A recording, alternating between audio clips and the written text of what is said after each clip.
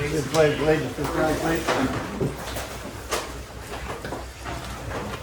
I pledge allegiance to the flag of the United States of America and to the republic for which it stands, one nation, under God, indivisible, with liberty and justice for all.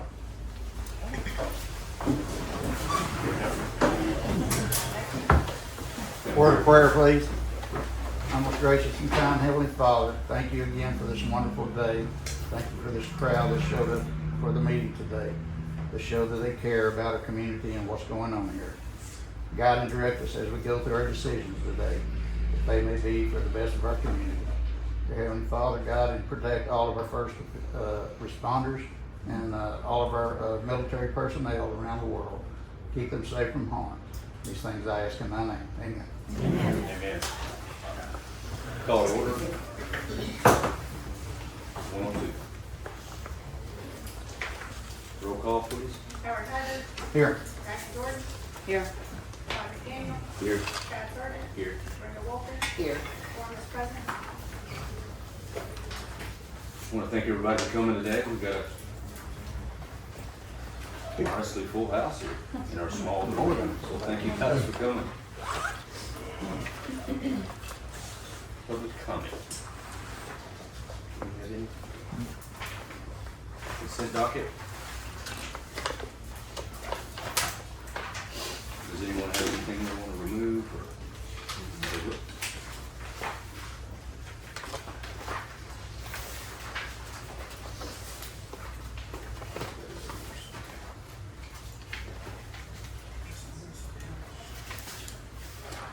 If not, I'll make a motion to approve the consent document. I'll second. Do a roll call vote, please. Howard Haggard. Yes. Kathy Jordan. Yes. Todd McDaniel. Yes. Chad Sargent. Yes. Brenda Walker. Yes. Motion carries. Treasurer's report. Just note, no action was taken on item eight. Okay. Y'all, I thought I said. yeah, you accepted it? Yeah. I thought it was no action. Yeah. Well, We we approved No, the it was consent accepted as written. Yeah. No changes. Okay. All right, treasurer's report. So there's not, so today is the first, so there's not, gonna be a full detailed report like I usually do.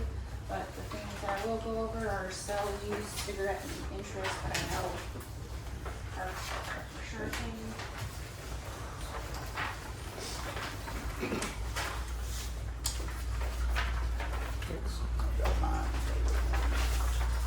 So for sales tax for March of 2026 was $232,990.12. Our use tax was $3,703.95. Cigarette tax was $1,847.91. And our interest on the bank this month was $24,392.54. And I'll have, like the rest of the detailed report that I usually do by the end of the week. Today fell on the first, it's not. And I have to do that, and I have you to do this. This is based strictly off of the checkbook of deposits and debts off the checkbook for the month. So, and I know there's a few glitches and quitches there. So if I understand that debts, that just means payables, right? Debt, that's what we paid out. Yeah. That's checks that we wrote out that were cleared in the month of March. Okay. All right, thanks, Julie. Make a motion to accept treasurer's report. I'll second.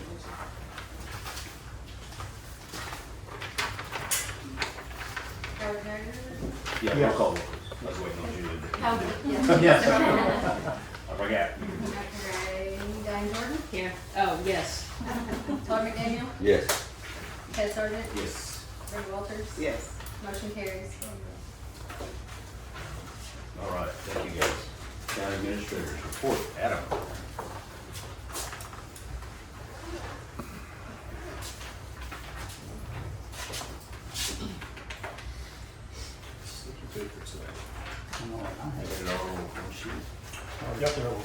Did you want the 5 or 6 sheet report? No. No. I mean, I can probably talk all day about all the things we've got going on here. So let's get started with Camp Ranch Choctaw Hills. Basically, we're still at a standstill. We did manage to establish communications with the surety company. They've requested a bunch of documentation from all of our projects, and so we've compiled that with legal and then we've sent it back to them.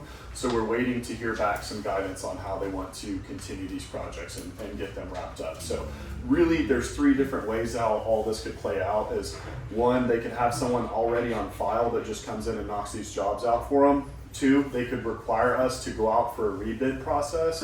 Or 3, we could potentially find someone locally or someone around here in the area that can match the current contract penny for penny, but it cannot change whatsoever. So there's 3 different courses that we're looking at, and we have to wait for the surety company to make a decision on how we should proceed. So still kind of in a standstill, unfortunately, but in our other roads projects, we're still moving along. Old Hochatown Road, we held a pre-bid earlier in March. Just this last week, actually. Went over all the details with the contractors that were interested in putting in bids. Today, we actually had our bid opening meeting. We had 5 bids submitted by the deadline yesterday, which was excellent. We had Seagoff, Francis Excavating, Huggins Development, MKP, and then the one on my report there, it says not labeled on front, that actually was RAP Construction, RAP Construction. So since we're talking about roads, obviously we have a grant, the $150,000 for Old Hochatown Road. I got in contact with the executive director over at Keto, Kim. She's awesome. I said, hey, is there any way we could extend this deadline just a little bit? So she's going to take it to their board. They have a board meeting on the 8th of this month. She said historically they've never said no before, and she's going to request a deadline extension to the July of 2026 meeting. So that's what we're looking at for closeout. So that'll kind of pad our Old Hochatown Road project, but we're still going to put in for the contractors to have the road completed by May. So that our deadline for the actual construction is not moving. We're not moving the goalpost there. We're just padding our back end for the grant filing. So right now, our current road budget, as of today, we have $3.4 million and some change in there. The remaining balance on Choctaw Hills is about $382,000. The remaining balance that we need to pay off, or I'm sorry, to continue Camp Ranch, because really we ran into this, the contractor went bankrupt at the beginning of the project. So we haven't actually paid anything on the Camp Ranch Road project. And so that one is about 1.1 million. And then, so after we have Camp Ranch paid off and Choctaw Hills paid off, we'll have about 1.9 million in the roads budget. I'm assuming what we're gonna get into here in a second is the Old Hochatown Road bid. I got some early word that the low bid was $781,000, but I'm gonna let the engineers provide a recommendation. So I went ahead and took that $781,000 and I deducted that from the 1.9, and so our remaining balance for the rest of the fiscal year will be about 1.1 million and some change to continue moving forward. So road maintenance through March, I mean, you guys know the deal, it was spring break, so we had kind of a little bit higher activity in grading and patching all over the place. So we were out and about just making sure all these roads were in good shape to enjoy whenever we had all our visitors in town. We worked with the Rural Water District 5 to get some of that unsightly, dirt piles and everything that was dressed up from that water line project over there off of Willow Bend and Poplar.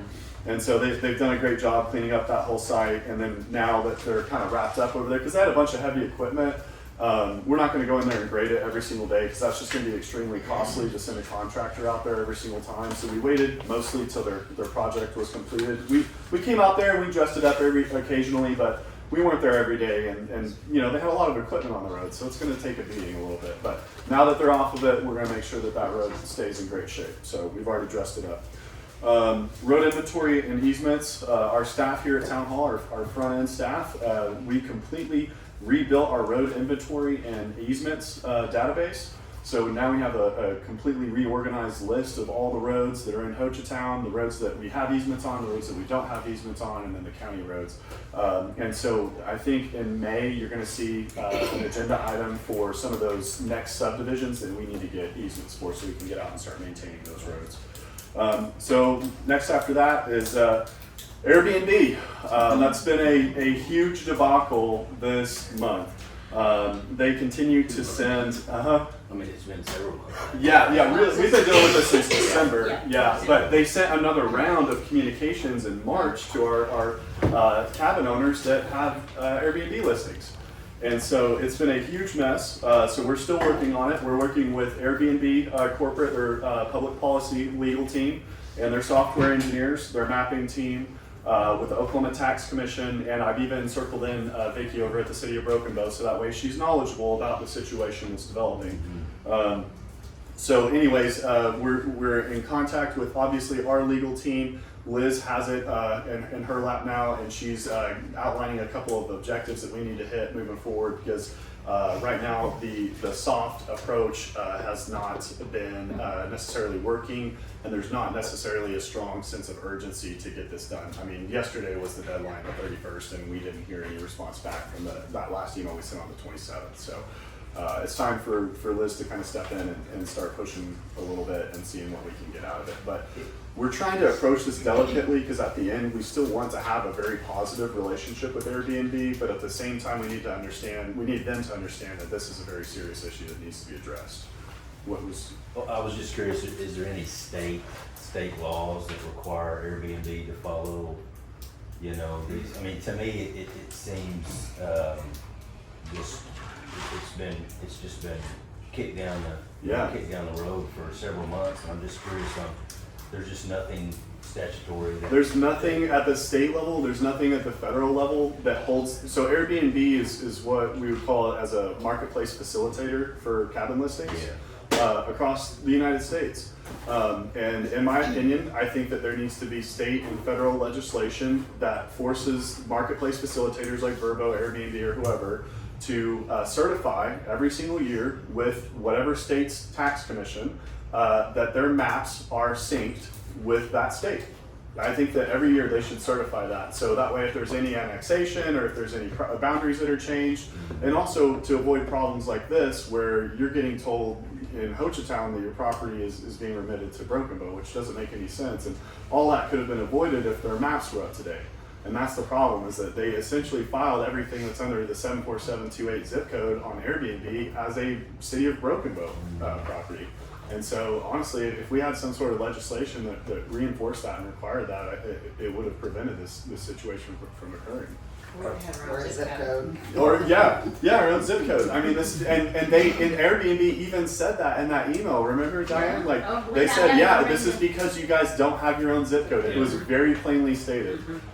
Are there any municipalities or counties that have created like a geofence and they just don't allow Airbnb or VRBO to conduct business within those limits? Not that I'm aware of. I don't think you can restrict a type of business. I mean, I think that would be more of a legal question that we can lean on. We can explore that a little bit more. But we don't have a collection agreement with Airbnb. So therefore, Airbnb should not be touching anything in Hochatown to do automatic collection and remittal. Madam, if I could, you'd run into the interstate commerce clause in the Constitution if you try to regulate business like that with a company that provides them across state lines. And you'd invite a lawsuit from their attorney. You said what? Run into what? What? Interstate commerce clause is part of the Constitution. Interstate commerce is regulated by the federal government. And so as a state, you can't say, for this business, we're going to tax this type of business in our municipality. And that's already gone to the U.S. Supreme Court on cases like that. So in short, with the Airbnb situation, I'll leave you with these 3 key points. Number 1 is we need to enter into a collection agreement with Airbnb. I think that would help with lodging tax remittal and compliance. But honestly, that's not going to fix what's happening in our situation right now. So number 2 is that they need to certify with the town that their maps have been corrected. And they use a third-party mapping company called Vertex Maps, and we're in conversation with them as well. And then 3, obviously we're working to verify any sort of correction, so we need to actually make sure that not only do they change their mapping information, but we have some sort of a resource that we can cross-reference that with to make sure that those changes are correct and accurate. So that's kind of what we're after, condensed all of this down into those 3 points. But on the other side of things, Verbo, we're in communication with Verbo. They're great. They've been easy to work with, easy to reach out to. We have a meeting that we're trying to get scheduled for this coming Friday, and we'll talk about a collection agreement with them. We haven't ran into any issues at this point in time with Verbo whatsoever, and so far that relationship's going really great. Also, real quick, I just want to recognize our fire chief over here, Chief Gilbert, and his ISO plan of action that he's developing. It's becoming quite a great document, and I'm excited to see what we can accomplish for the fire department in reducing the overall ISO rating for this town. So I'm excited and thanks to him for putting that together. It's going to be great. Congratulations, Coach. Work. So, does everybody know? Oh, sorry. I was just curious on that. Is there a timeline on what do you, does Cody have any idea like how long it'll take as far as? ISO? Yeah. There's a lot of people that came from the water department's part of it, we're a part of it, so once we get with them, they've got some water infrastructure they're still trying to get us as far as hydrants go and line sizes, and once we get all that, we can send it to Amy, then she can get us set up to do a grade. Okay. Fantastic. Well, as everybody knows, we've got 2 new faces here at Town Hall. We have Lindsay Gammon right here, the admin assistant, and we've got Justin Cherry, our building code enforcement officer. So we've been onboarding them and getting them rolling. This is week 2 for them, and this is their first board meeting. Yes, sir. Let's not forget Clay back here. Well, he come on last month. Or I don't know if we got some people we've never been introduced to or never been able to see. So. Yeah, that's the first. Yes. I've been here 2.5 months, but this is the first meeting. I've been on last year. Okay, well, hello to Officer Clay Adwell. So, anyways, that basically wraps up my monthly report. If anyone has any questions. Yes, sir. Back to roads, road inventory. You see, you had a complete new inventory of the roads inside the city limits. Yes, sir. Have you got the counties separated? You know where Yes. I'm going with that. Yes. We have the county in a separate column Got in the Excel that spreadsheet. mileage down for me? We have not tabulated mileage, Okay. but we can. You need to tabulate that so we can go get that. We can go get those funds. Okay. Awesome. One last question on the roads. I know we talked about Luke Vada and getting an estimate on that. Did we get the estimate on that to redo Luke Vada? Yes, sir. We've got the estimate. I can forward it over to you, to the board.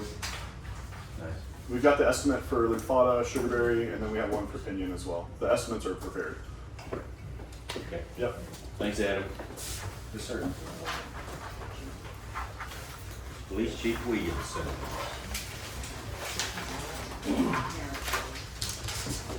Was it around spring break? Yes. Been a busy month for the police department. We had 120 calls for service, 50 traffic stops. Those resulted only in 3 citations. Slacker. Yeah, it's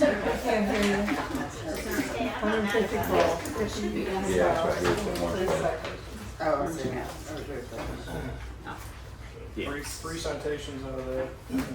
We did have 7 arrests, ranging from domestic assault and battery, possession of dangerous controlled substance, and public intox. The biggest one for us was the shooting in Hochatown. We were fortunate to have multiple agency response in that, which That has been, that's still under investigation. yeah, we pretty much got it wrapped up. We have positive ID on our shooter for our victim that was actually shot in the hand. We're requesting charges with the district attorney's office on those. We've got some evidence going to the lab to get some fingerprints off some of the firearms that were recovered. So I just had a question on that. I'm sure everybody in here would probably like to know. Was that a local gathering of the people, or was that out of town? It was Broken Bow. Wow. Individuals from Broken Bow came over, rented the cabin. Just no way to avoid any foresight on that, is Chris, as far as the way the cabins are rented. It's like We're how do told you? through the grapevine that a lot of the cabin owners try not to rent to locals to prevent these kind of things from happening. Yeah, They just get somebody else to rent it for them, so yeah. there's a will, there's a way. Was that narcotics arrest, anything to do with that, or was it separate? No, that was separate, and we did recover some narcotics we found in the road there, like 3 pounds of marijuana, that no suspect to link it to. Was that the same arrest, or was that a separate arrest for the? Separate. Separate? Yeah, Oh, wow. that was off of the traffic stop. Okay.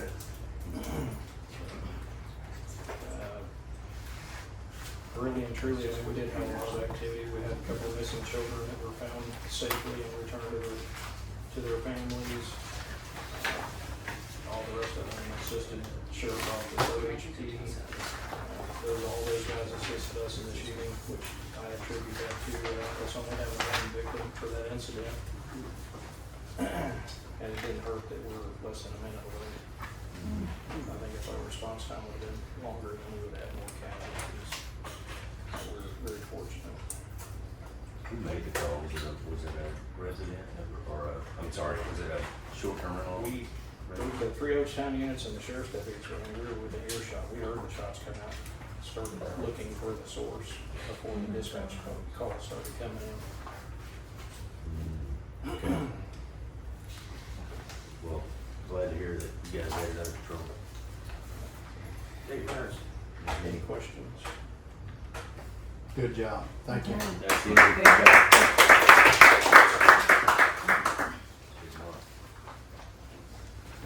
All right, Fire Chief, go to you.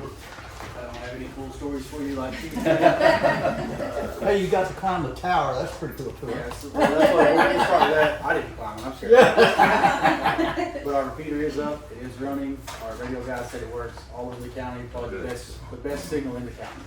Oh, nice. Yeah, I guess he works for just one of the districts, and he's been all over and said it works great all over the county. We're not using it yet until he gets EMS, the sheriff's office, everybody plugged into it. But once that's all done, we'll be up and running. And then Chief Williamson also has a channel on the same repeater, so theirs is usable now. They will talk to each other, so we have our own radio frequencies now. So hopefully by Friday we're using ours. As soon as Joey can get to EMS and get a program, we'll be up and running on ours. Other than that, we had 41 calls. Let's sign your report. I got it on my phone for you. We had 1 structure fire, 13 medicals, 3 public assist, 8 motor vehicle accidents, 10 CO alarms, 2 smoke alarms, 3 brush fires, and 1 mutual aid or broken bow. Other than that, nothing real crazy for us. We did bring on 3 new guys. They all started already. They're all working, already on shifts. So we're pretty staffed up. We're still hiring 4 more. We lost Mason. Is he already gone? Stillwater, he's gone. Okay. We lost Sure, Luke, Luke is gone. Luke got hired at Guthrie, so he quit Broken Bow, so he'll quit us, and he's going to Guthrie. So Luke was a part-timer. I don't see really any need to replace him with the full-time staffing that we have. I don't really see a reason to replace him. So other than that, that's all I really got. All right. Thanks, Chief. Appreciate it. All right, Mr. Copeland. So we'll start with HDA. Spring break kind of interfered. Liz was out of pocket, so we pushed that meeting. We do have one scheduled for the 18th, so we'll have some roundtable opportunities there, but I'm gonna hit the high points right now. Let's start with wastewater project. So really the ongoing thing there is the waste load allocation formula so that we can submit for that discharge permit. We've had some back and forth with ODQ. They had some problems with the numbers that we used in the formula, and they pushed back on the sensitivity analysis. So Garber went back, JK put some work into it, submitted it back, and so we recently received the supervisor's response to it, that she's good with that. She wants us to rerun the sensitivity analysis, and that should take care of things. And so at that point then it'll be ready for application for the discharge permit itself. So that once that WLA is in place, it's pretty much a green light unless there's some unforeseen complications. So we should Will be you in go good back shape. to your new meeting date? When's your meeting date? April the 18th, I believe it is. It's 2 weeks from today. So on a Wednesday, so I'm not April sure. 15th? Maybe, okay. Okay, just make sure I have the right date for the Okay. minute. I'm good. Okay. I believe it. Yeah, Yeah, 18th or 15th? it's the Should 15th. be, Okay. should be on Wednesday. So then, so worked in conjunction with with ODOT also recently. So it seems there's been some pressure on maybe taking the sidewalks out, just to our south. Yes, sir. And so, Just pressure. what's that? I said it's pressure, it's not a decision. It's not, well, no, I don't think the decision, I think the decision is still in the hands of ODOT, and so Yeah. we've had conversation, Anthony and I've had conversations recently about it. So Charles and Adam and I, we discussed it at length, and there's some needs there that we can work with, but at the end of the day, it's our belief that the municipality needs to hold strong on the fact that at the very least on the east side of the highway, we need to run the length of that with some sort of pedestrian opportunity. It doesn't have to be a sidewalk, but in that right of way, we need to be able to get pedestrians north and south from that 259A intersection to the other 259A intersection. So we're gonna hold pretty strong to that unless you guys contact me and tell me you have an objection with it. That's our position at the moment, so. And ODOT's, they've asked us to be involved in, facilitating, any concerns like Skip said. It's out of our city limits, Skip, correct? It's not. The east side is actually in our city limits to the certified property where the Choctaw landing property boundary is. Okay. We brought that in, if you'll recall, Yes. at the last minute in that township, Yeah. when we surveyed, we put that new survey in. And that took us to that. Now, on this west side, yes, in fact, we don't even take in the bank on the west side. Yeah. But we do go all the way to the certified property on the east side. That's correct. And there's more opportunity there. I'm sorry, go ahead. Who's applying the pressure? ODOT? No, sir, that would be coming from a legislator. Yeah. Which is coming from some business owners. Yes, sir, it is. Of rightful concern, so Yeah, it's. no, it's worth the debate, but we just have to agree that what our position is, and our position is, it's important for us to get pedestrians north and south on that Yeah. section of the highway. Yes. So exactly, are we talking about the entire, what we consider that stretch through? Between the two park entrances, we're talking about the entire stretch. Yeah. Now, there is a drainage issue, and I don't know, we probably don't want to talk about it today, but there is something that Charles is working through at the actual intersection up there, and there may be some modification that needs to take place to absorb some of that. But as far as the stretch of highway there, then we're holding strong to the fact that we want pedestrians to be able to move up and down that highway safely. So that's that, unless there's any more comment on that. Then, so we'll talk about I'm still working hard on land procurement. So I've got lots of things that are kind of, I'll speak in our vernacular, I got a lot of burners there. So some of the pots are close to boil, and we'll talk about that. That's protected by Title 25, so we'll talk about that during the executive session. I'll give you a little more specifics about it, but just know that we're working very hard on that, and we've got some things that we need to talk about today, possibly some action that will come out with it, later in this meeting today.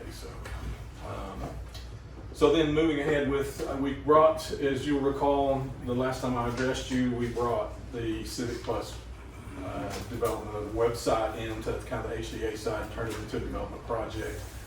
I had multiple reasons for kind of wanting that to be consolidated, mainly so that we can kind of start taking the geospatial data, tying it together and helping with some of these other things. We've recently engaged with Tyler Technologies, right? That's their name.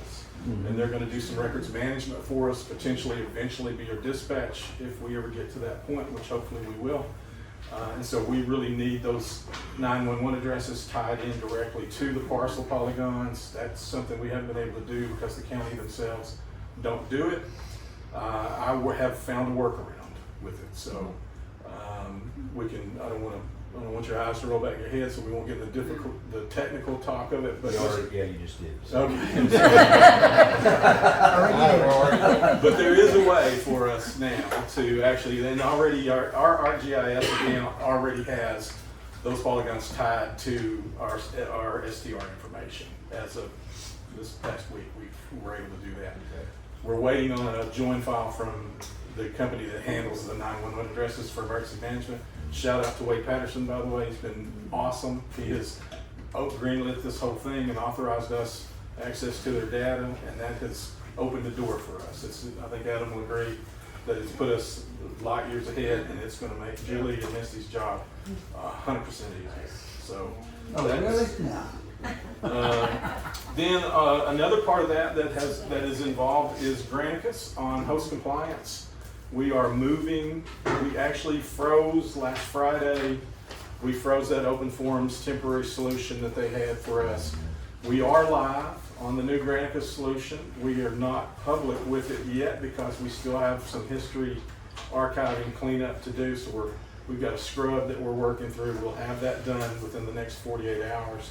And when we do get it ready, we'll publicize, hey, this is the access point. This is how you go and get access to the new tax data. So the new permitting will be there. Change management companies will be there. Remitting your taxes will be there. Everything will be all under one roof. So, and all of that will ultimately be automated as well. We'll have an Esri connection with them, and we won't have this batching thing that we've had to do in the past. All good news, moving into the modern day here. So, TSW, we've engaged those guys last month, right? So we're working on an interactive map with them, and so this geospatial data all works together with that. The work that Adam and Lindsay are doing right now on this roads inventory, that's all going to tie in, so that eventually you'll just be able to even just type in a name of a cabin, and it'll pop that cabin up, and it'll have the information tied to it. We could even tie their promotional to it if we felt like we wanted to go that far. So all of that stuff right now is in this development phase, but we are closing in on some go live on all of it. So that's all really exciting work. And really, that's all I have on the HDA side. We'll meet on the 15th, and so we'll have some action on that day. We'll need to move some money. I didn't ask for that today because we've got the audit on the table. We'll get that done. We'll get Frank to kind of give us an amendment so that we can talk about how the budget needs to work for that. But when we do that, then we can start engaging some of these folks that are going to help us there. Now, quickly, I'll switch to public information. Public information, we had a big month because of a lot of different issues going on, but also spring break and just some things. Chief addressed one of them here that causes, concern in the community, and it causes concern for us as far as, how do we address that, make sure that we're communicating everything properly, but we're also handling that sensitive information in a way that's respectful to the people that are involved in it. So there's a lot of hours that are spent on that when those things happen. Again, Shelley takes care of all that for us and does a fantastic job representing us, and so we appreciate feedback from you. Anything you see or hear or anything the public needs from us in that way, we're always open to it. You guys, just all you have to do is ring my phone or hers, and we're open for that. So unless you have any questions, that's my report for today. Fantastic. Thanks, Kip. I know you're working hard. Appreciate it. Thanks, Sally.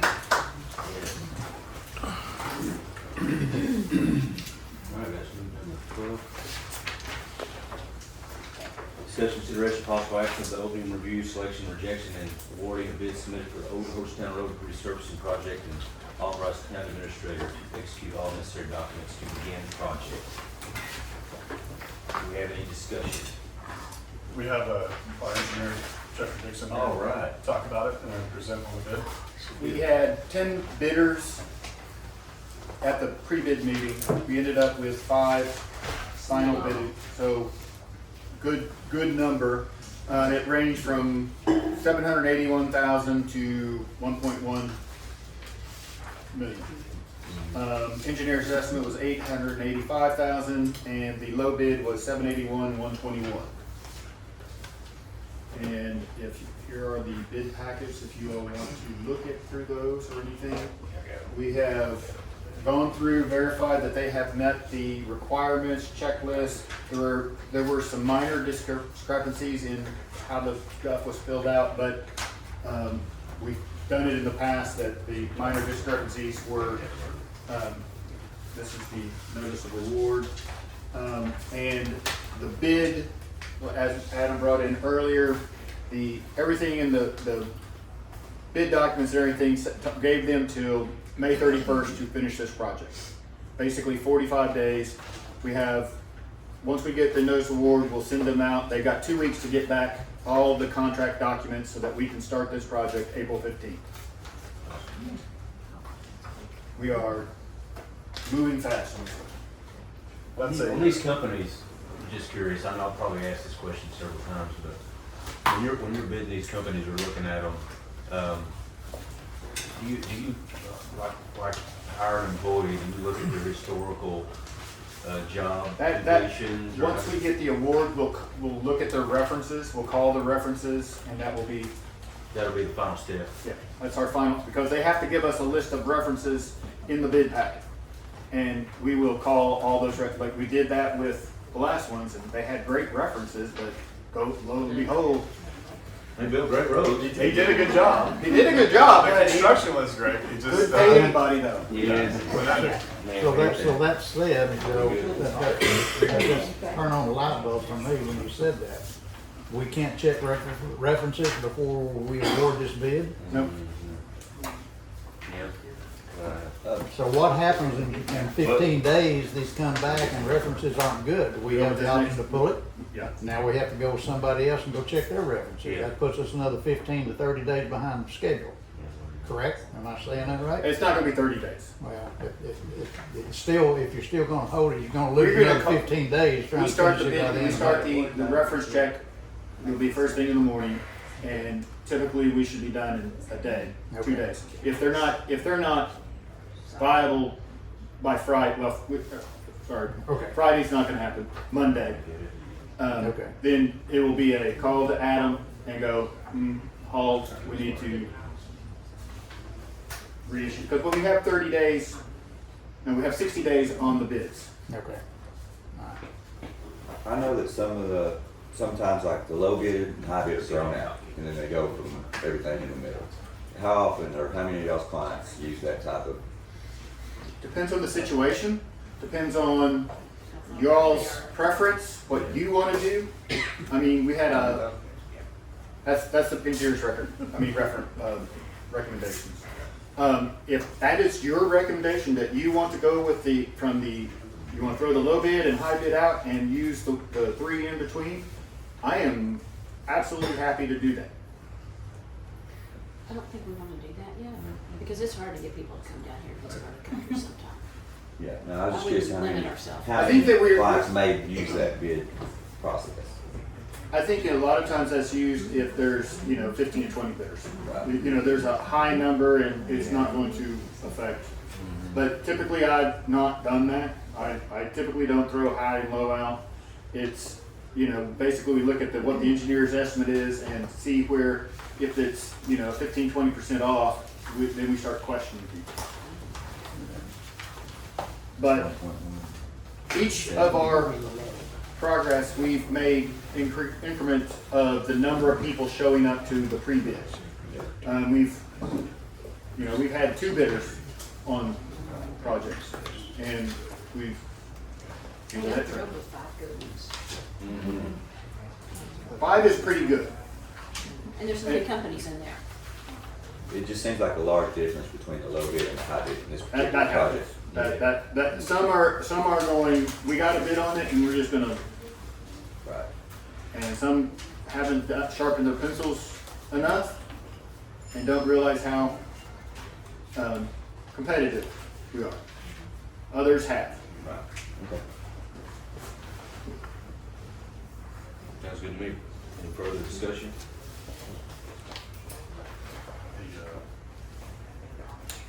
The recommendation for the award is filled out on the notice of award document that I saw Brenda had just. Yeah, that's right. Yeah, that, all we need from there is either Adam or you to sign it, and then we will send that out first thing tomorrow to RAP and say, get us your documents. You got 2 weeks, we need them before the 15th, Okay. so that we can. Has Yeah, I wanna Liz see, looked I at wanna the see what documents? you've got down there. Say what? Has Liz, Adam, Yes, has ma'am. Liz looked at these documents? Liz? Yeah, No. do we want her? Okay, just check. I'm Do good. you want us to take these with us and scan them in for you, or do you want to scan them in and send us to scan?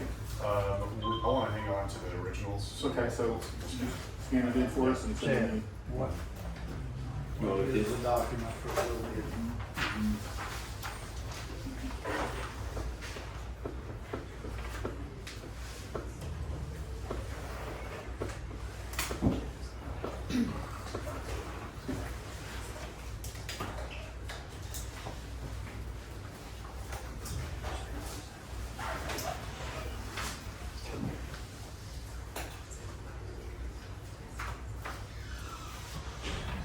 And if you want, you can tell us to verify before we issue the notice of award. That's strictly up to you. Is it what Say that again? again? If you want us to hold off the notice of award, even though you awarded today, until we verify their references, we can send them. How about this? We do a contingent upon, we'll do reference checks with approval contingent upon reference, within, That's typical what the process. exact word was. We have timeline. yeah. Okay, so we can make a motion. I will Yeah, go ahead. make a motion that we accept the bid from RAP Construction and $781,000. By the way, if anyone's interested, they're based out of Texarkana. Pending the Positive reference checks at the time administrator. pending reference You gonna check. call them or am I calling? Let's both go. Okay, so I need a copy of their. Yeah, I would word that contingent upon instead of pending. Okay, contingent upon. Contingent. No satisfactory. Great catch. So award to RAP for $781,000 contingent upon their satisfactory reference checks. There you go. I'll second. Roll call vote, please. Howard Haggard, Yes. Diane Jordan, Yes. Todd McDaniel, Yes. Jack Sargent. Yes. Brenda Walters. Yes. Motion carried. Okay, 13, discussion consideration possible action regarding the presentation and acceptance of the audit report for the town of Hochatown for the fiscal year June 30th, 2025, as prepared by the office of Mr. Michael Green, CPA. So, trust to introduce Mr. Jack Roy. He's the auditor that we've been working with. He's the chief on this, and he's got the report, and he'll tell you all about it. All right, welcome. Hi guys, is it okay to deliver this seated so I don't block everybody You in can, here? you can do it right there, that's fine, as long as Skip's okay. Yes, sir, I'm good. All right, my name's Jack Roy, as Skip said. I'm the audit manager with Michael Green CPA. This is kind of a unique situation. We don't see very many brand new townships in the state, as you guys know. Welcome to our world. And you had a couple of years of operations before you needed an audit, so we had a little bit of work to do. I'll say first and foremost, we had no issues working with the staff. I came down with another auditor. We did some questions, and then a lot of the audit was done remotely, just to try to keep your costs down during these early years. I'm going to present a little more information than I typically would, because I don't know how many of you have dealt with governmental audits in the past. I'm sure there's a lot of business people on the board, and you may see some different terminology in here than you would see if you were presenting financials to a banker, for instance. So the town, we did the audit just for what the state statutes call for. And it's basically two sets of criteria. So you've got your generally accepted auditing standards, which in the auditor's report, which I'll cover in a minute, they refer to as auditing standards generally accepted in the United States of America. And then you have government auditing standards, which are issued by the Inspector General's Office of the United States. We definitely issued a draft. We typically do that with all of our clients. In this case, Mr. Crawford's office, when I talked to him early on, he said, man, we're so busy we can't get to it. So we drafted them and sent them to him. We wanted to present. The reports won't change. There may be some information in the notes that Frank wants to see presented a little different, or something in the financials. And our auditors are working on that today, getting them up to date with Frank's comments. So when we issue the final, there'll be some slight differences in the notes or the financials, but the reports will not change. On page 1, that's your independent auditor's report. We'll cover the second report later, which is your government auditing standards report on internal control and compliance. There's a lot in here. I'm not going to read it to you. The second paragraph is what's important. In my opinion, the modified cash basis financial statements referred to above present fairly in all material respects. That means it's a clean opinion. We didn't have any reason to modify. Now, with that being said, the town is small. You have one fund. You have several departments. In 26, you've added another fund with your development trust. So in the future, I would anticipate there being more funds added into your financial statements. For now, the modified cash basis is completely appropriate. The way the town's growing in the future, Frank may want to change that to a full GAAP presentation, which is a little different presentation. And, the cost difference is the main reason to do it modified cash now. It's completely accepted by the state of Oklahoma. There's not a lot of difference. Your accounts receivables and accounts payables, things, short-term liabilities aren't represented in these financials. That's the main difference. So your fixed assets are, and you don't have any debt as of this point, but in the future, if you have debt, that'll be represented also. There's the third section there, it's called emphasis of matter. That's just where an auditor can draw attention, and since these are modified cash basis financial statements, we're just drawing attention to the footnote that describes the modified cash basis. Kind of back up a little bit, in that first, in the opinion sentence, when it said in all material respects, I want to point it out to the board, when you're dealing with governmental financials and you're hiring any auditor to come in and perform this type of audit, it's not really a precision audit. A lot of people have a conception that we come in and we look at every transaction, and that's simply not the requirement to meet the standards, and that's also very expensive for an auditor to come in. That's more of an investigative type of an audit.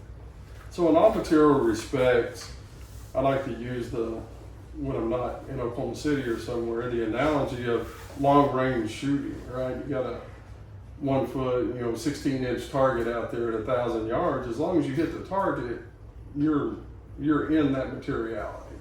Could be a little plus, a little minus. In your specific financials, we didn't really have any issues getting it narrowed down pretty tightly.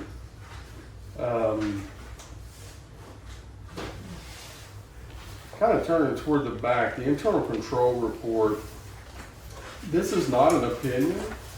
It's required by government auditing standards.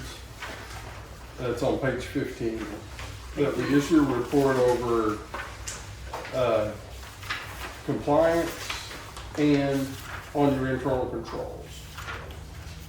So typically in a small town, we would have a finding saying you don't have very good segregation of duties.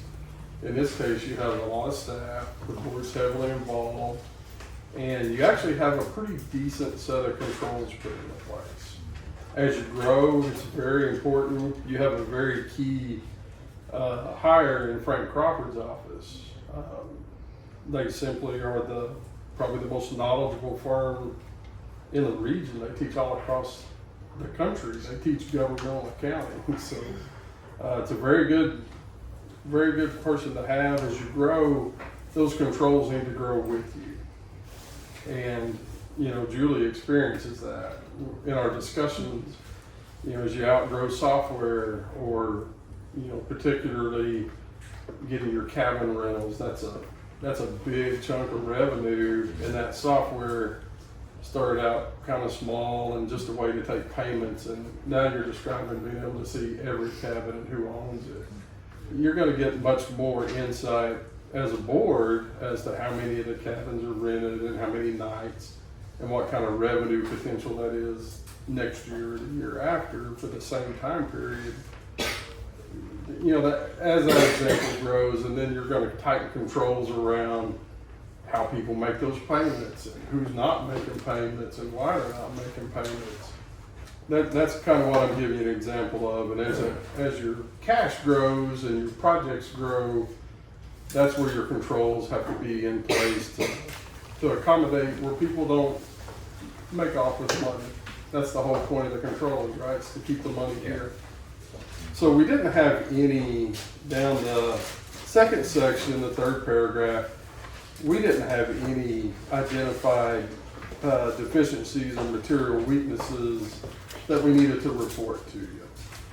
Nothing that would have a material impact on your financial statements.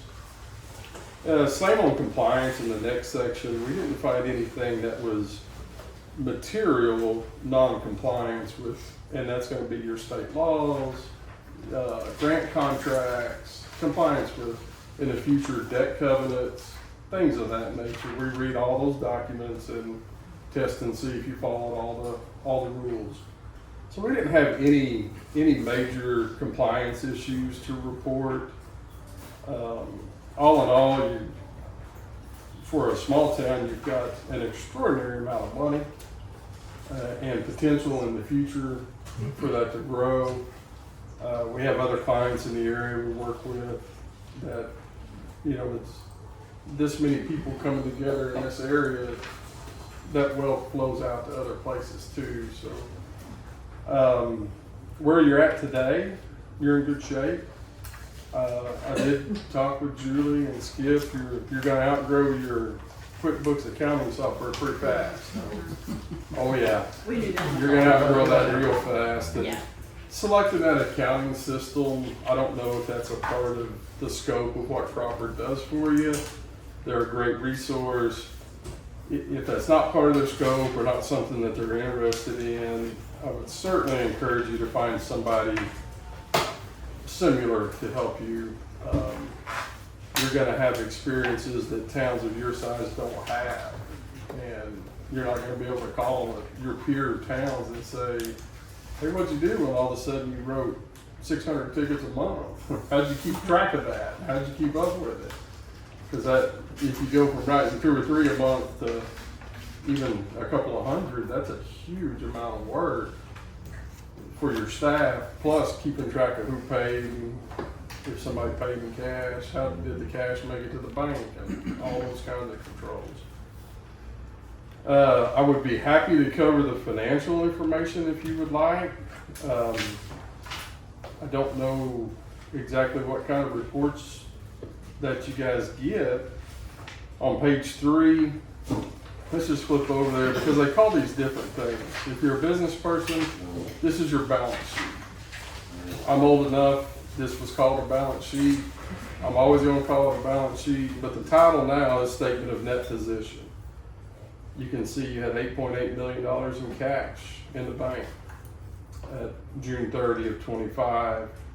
The fixed assets, buying automobiles and office furniture, that's pretty straightforward. Your infrastructure, I heard you talking about your road inventory. You have a real unique situation here. From what we found, the town doesn't actually own the roads. The county owns the roads, the developers own the roads. You guys are going to maintain the roads. So we talked about how to book those assets, even talked to Frank about it. In the future, he may change his mind. He may want to handle that differently as leases or lease improvements. That gets into a whole different type of accounting for governments. And in the future, that might change. Okay? The amount won't change, just how it's classified might change.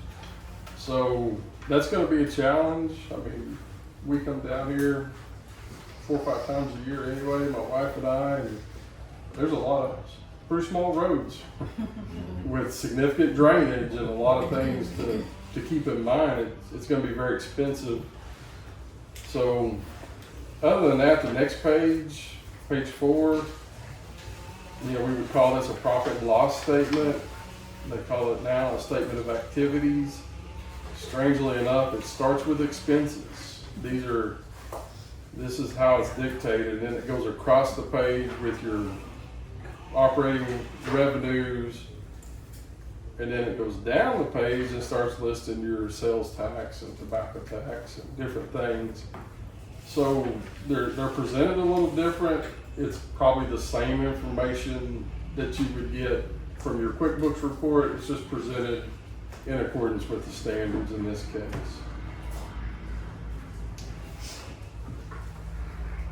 And it gets really confusing because the next set of financials, there's actually 2 sets of financials in there. The second set they call it a balance sheet. It's governmental funds, but it really only holds cash. It's cash basis is what it is. And there's a little reconciliation at the bottom, reconciling it to the balance sheet or the statement of net position that we talked about first. This is more of your fund balance. You probably hear a lot of, you guys talk about your fund balance. It's what you budget to is your fund balance. This set of financials covers your fund balance. It's not going to have debt. It's not going to have fixed assets. It's basically just cash and a few other small liabilities in the future. And then your footnotes, there's not a lot exciting going on in your footnotes, just describing your basis of accounting, a few of those types of things. We'll be glad to answer if you had any questions. All in all, it's a clean audit. We're pretty excited that you guys selected us as your auditor. I think the potential here in the future, this is going to be a pretty fantastic location. A lot more people maybe in the future coming here, and the growth potential here it's almost dramatic. We just don't see clients with this kind of potential, future potential. I'll be glad to take any questions there. I do have one more document to cover, but I'll pause and take any questions if you have any. As a part of our... As an overall grade, 1 to 10. 10 being the best. What are you? Well, is it? Put you on the spot. Yeah, I'd give you. Did we pass? Let's put it that way. Absolutely. I'd give you a solid 9. Good. But I'm a tough grader. I mean, I can talk to the staff back in the office. This is the first time for us too. So yeah, it's good to know that what little training we've had, maybe we did a halfway decent job. Yeah, I think where you're at today, you've got a handle on at least how fast it's growing. You're going to continue to grow out of these systems, your court system, your tax booking system, all those systems. You're going to continue to grow out of them, and that's a real challenge. The good news is you have the money, the resources to put into it. Trying to guess how big a piece of accounting software you need, I'm glad it's you guys guessing and not us. I mean, we do that kind of stuff, but as an auditor, we have to maintain independence. We're always available. We're available for the staff to call. Julie knows that. She can also call Frank. Any of you guys can call. We do deal with some of the same folks. Your bond counsel. I deal with them. I probably have 4 or 5 clients right now dealing with the same folks. So, we kind of see and hear what's going on, even if we're not talking to you. Other folks in our community of what we do are telling us, hey, they're getting ready to really do something over at this place. How attractive are we as a borrower? Well, the bond market's strange, but I'll tell you, in any financial market, cash is king. You've got cash. What you don't have is history. And as long as you don't have, and I don't know, right, as of today, if there's any kind of disputes or anybody else saying, oh no, we get their sales tax, or that kind of stuff, as long as there's no real disputes going on, I think a bond company will be pretty happy, because your potential to raise funds to pay debt is much greater than most cities that we audit. And, you know, water districts, I've got one water district that they easily sell $20 million worth of bonds every few years. They got 14,000 customers and they sell water to other cities. It's not your typical rural water district. So, you know, they got investments, treasury investments. They got a lot. Their balance sheet's pretty healthy. What you don't have a lot of is assets outside of cash, but that'll come with time. I don't have any idea how they grade them or how they'll grade you. Your bond counsel's much more adept to tell you that. But what it really comes down to most of the time, guys, is cash and your ability to raise cash in the future to make those payments. So between your sales tax and your lodging tax, that's pretty significant cash flow for future bond payments. There is one more document. It's a letter to governance. I did distribute that today. This is required communication. I've covered a lot of it just in my talking. What page is it? It's a separate letter. I laid it on each one of your. There's just a few things I want to cover, and it's on the second page of it under other audit findings or issues. So they're not material. They're not. These aren't things that greatly concern me. Okay. But there are things you need to be aware of. Number one, your audit's due by December 31st. You know, that's a state law. The reason that's not a compliance finding is it's not material to your financial statements. December 31st after or end of the fiscal year, June Yes. 30th. Okay, gotcha. Yeah, the law, I think it says you have 6 months or 180 days. Whatever it says, it's December 31st. And as soon as we get this signed, we'll get it uploaded to the state auditor. They may have already sent you a letter saying, hey, where's your audit? Maybe not, because you never filed it. They don't know we're here. Yeah. Once we file the first one, they'll be looking for it after that. We have an auditor hired now, though. Yeah, absolutely. And just as soon as you guys are ready in the fall, you know, half the office is volunteering to take this client. They want to come down here and stay for 3 days. In that case, I may put it out to bid. We seem to have a lot of that. We have a lot of that. There's the second one deals with a small payroll issue. There was some Christmas bonuses issued that didn't go through payroll. Well, that's a federal labor law problem, right? There's a little bit of tax that should have been collected and sent to the government on that. That has been correct. Yeah, Julie let me know. She talked to Frank this past December, and Frank told her run it through payroll. So again, not a material issue. It was before Julie's time. And the last thing, the last little point there in that paragraph, there was a donation made. Okay. So first and foremost, the Article 10 of the state constitution forbids it. The municipality can't make donations. There's a workaround to that. Frank's very well aware of it. Your municipal attorney can help you. In this situation, it was a bike rally. It's a sponsorship. And the simplest workaround, there's several ways to accomplish this. There has to be an exchange. If the town's giving out money, there's got to be goods or services in return. That's the basic interpretation of the Constitution. Just, you know, draw up a little agreement that says, hey, if we do this sponsorship, all your volunteer hours are worth $20 an hour. Give us a log showing where you spent 50 volunteer hours cleaning up after the bike rally. 20 times 50 is 1,000. You had an exchange of goods and services. It's also We had advertising. it advertised. PR. We had it covered. It just didn't get Didn't covered get- properly. Because no.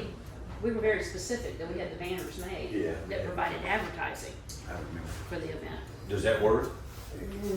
No. That's not, I sent a white paper that's been drafted by the in-house counsel of the state auditor's office. He's very helpful. Unfortunately, at any given time, 2 or 3 of our clients are getting visited by big. So that's just the nature of auditing small towns and small cities. It happens.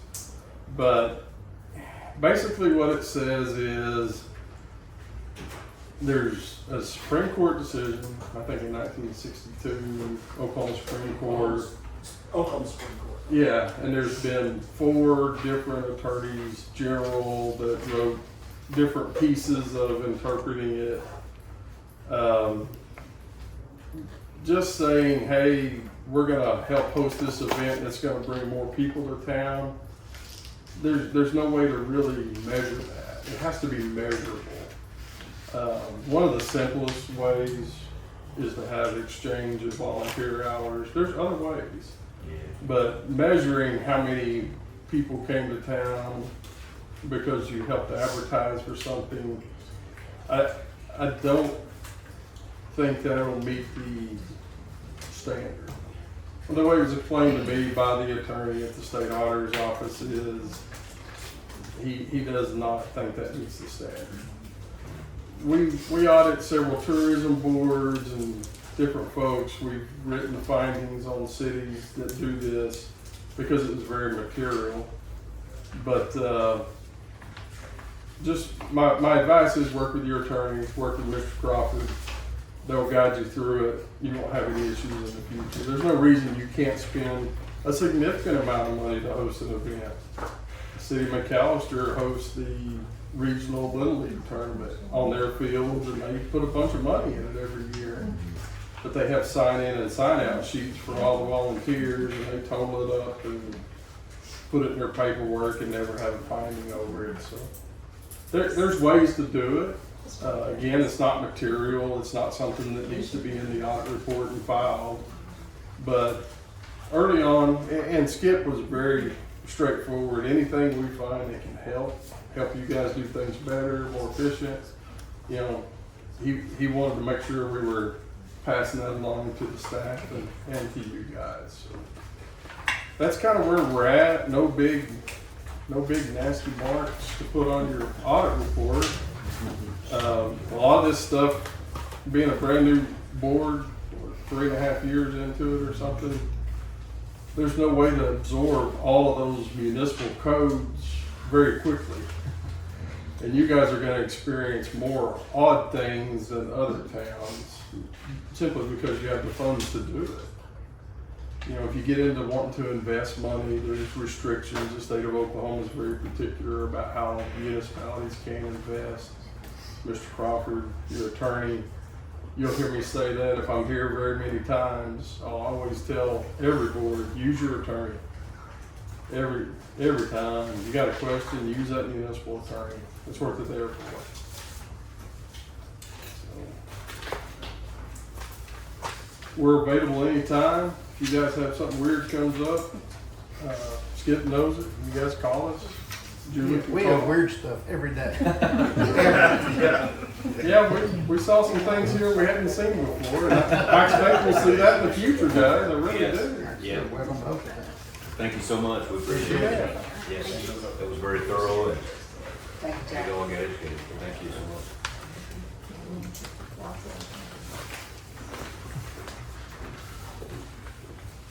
much. Need an action to accept this? I would like to make a motion that we accept the audit report as presented by the name of the company. Michael Green. Michael Green, director. I'll second. Roll call vote, please. Howard Haggard. Yes. Diane Jordan. Yes. Todd McDaniel. Yes. Chad Sargent. Yes. Brenda Walters. Yes. Motion carried. Jack, you need that signature now? Before you guys can just send it to me. Very good. We're gonna move past 14 and 15, and we'll come back after executive on those two, and we'll go to 16 for the police badge design. So discuss consideration possible action regarding the approval of the official Hochatown Police Department patch design. Well, this has been a long-winded process, but we've got some We got 3 patches to look at.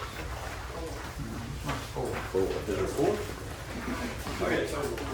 Okay, yeah, sorry. Chief, you have any insight on the patch or thoughts? Me personally, I like the subdued one, but I would like to have Brad talk about the design. Oh, yes. Yeah, right on the box. Since he was the artist on a couple of these. Oh, wow. You say the subdued one. Yeah, which one are you talking about? Very first one.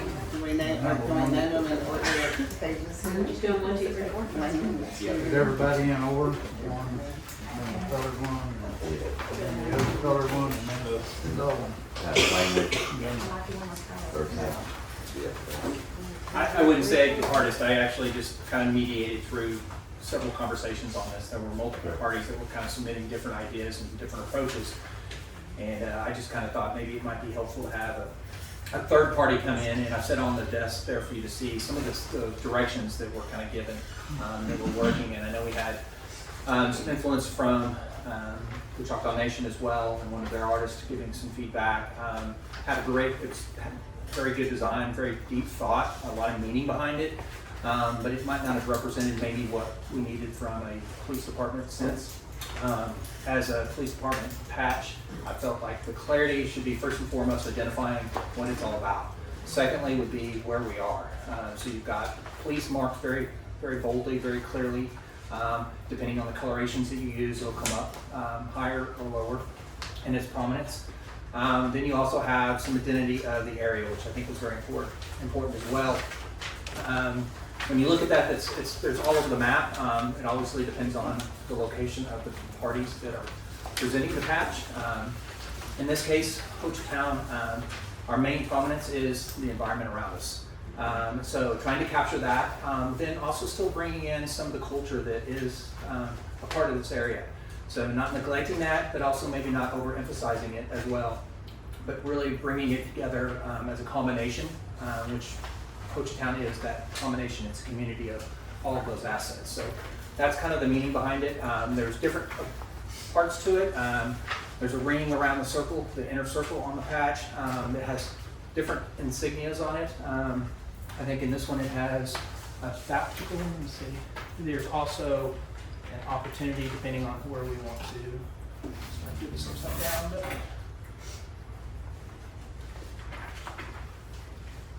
you could have the checker, the kind of the diamond checker, which again has just different meanings from the culture, and it's really just designing on how you like it. I think the one that is shown here is a little cleaner, a little kind of more collaborative into the mix. Again, you have the Native American rider there in traditional garb, so it meets the context of that. And then you have the local kind of a meaningful piece, which is the holly. And then lastly, just the scenery around. So those are kind of the conceptual parts behind it. Now it's best to just kind of what we like and what you guys like and how we want to move forward. Color can be interpreted in 1,000 different ways. So there's just a couple of pieces here to help kind of represent that, but you can move forward in many, many different options. So I'll get to the group from there. So what you have here, Brad, is just a culmination of ideas, and y'all just kind of Yes. spun it down to this one. Yes, it was just, like I said, there's many different ways to add the colors. I mean, you could jump down that rabbit hole for hours. Yeah. So it's really more just to start to kind of give an idea of that. And quite frankly, sometimes you might take 3 of these because a lot of times you'll have one that's maybe for a day-to-day activity. You might have one that you give out for as a promotional piece, turn it into both a patch or a sticker or something that you hand out at events. Those can sometimes slide into different territory because you're not really concerned on identity as much as you are just representation and PR. Thank you so much, Brad. Appreciate it.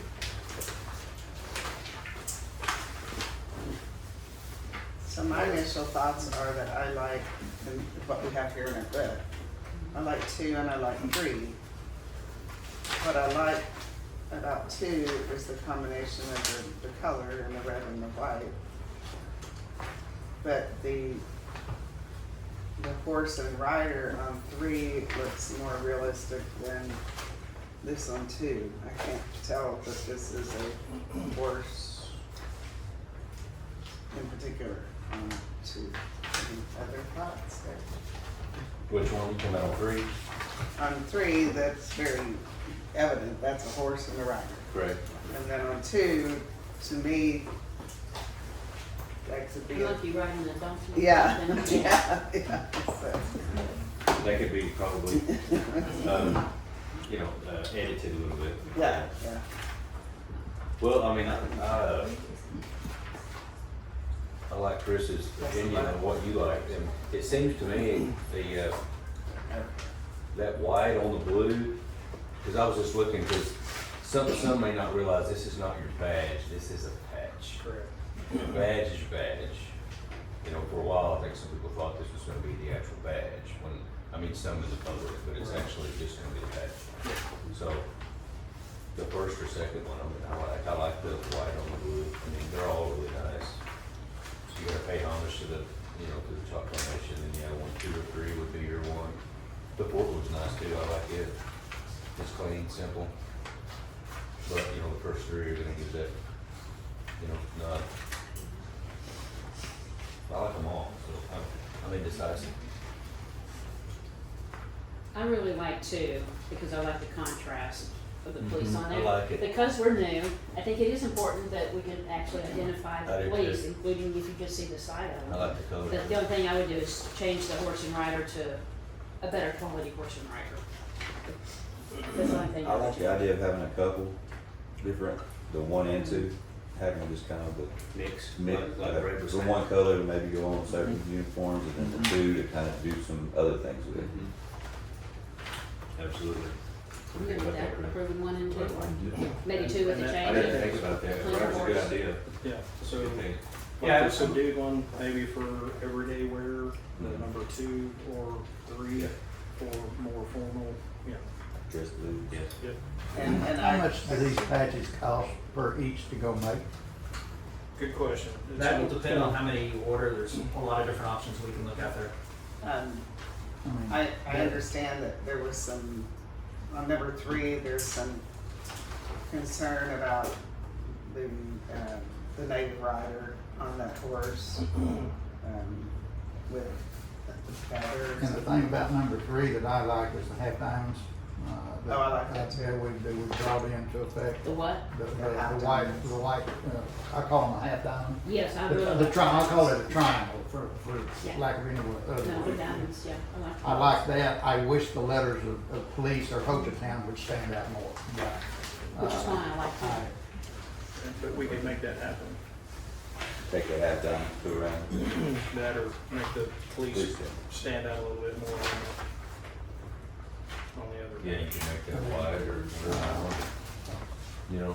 I'd like to approve all 3 of them and let's go get a bunch of them, or get some of them made and wear them and see what they look like. And this is, nothing said Yeah. this is permanent. Yeah. And we can see what everybody likes or what our policemen like, what they wanna wear. They're the one that's gonna be wearing this, not us. So you're saying approve 1, 2, and 3? I'll approve all 3 of them. I don't like number 4. Okay. I'll put it that Can way. you just change 2 to make the horse and rider look more like the horse and rider? I think it probably in, 2. Brad, in can the we do copy, that? just, it Yeah, probably just got. we can follow up with you on that. I will just point out that one thing, that is scale. What you have on paper is roughly, I think, the size that we will do it in, and being a stitch, there will be certain limitations to detail Yeah. that you will not be able to Yeah. capture. Even if it would get captured in art, it will not translate to the final patch. Right. So, I only mention that just to keep that in mind, there will be some shifting no matter what final decisions are made. Yeah, look a little more like a horse and rider. So, You know, put Just cowboy hat- take you know, put 3's cowboy hat body on. and put on 2 and. Yeah. I mean, you can see the horse on 3, his head is down and you Yeah. actually see the rein. And on 2, he looks like he's riding a Well, I think Right. goat or something. So, or a dog. can we I think a lot of that has to do with the background. yeah, what I recommend is if you're Throw a asking for background on changes 2, to throw a table, brown yes. background on 3. Now So we, that's time to change it. no, we don't. That's right. Let's put down. That's right. Yeah. We need to vote. We put I'd like this- to make a motion to authorize 1, 2, and 3. Go get some patches made for all 3 of them. I'll second that. Let our police officers decide which one they want to wear. Roll call vote, please. Need a second. Oh, you second, okay. It's time for a patch. Yeah, good, made some progress on that. Who seconded it? Todd.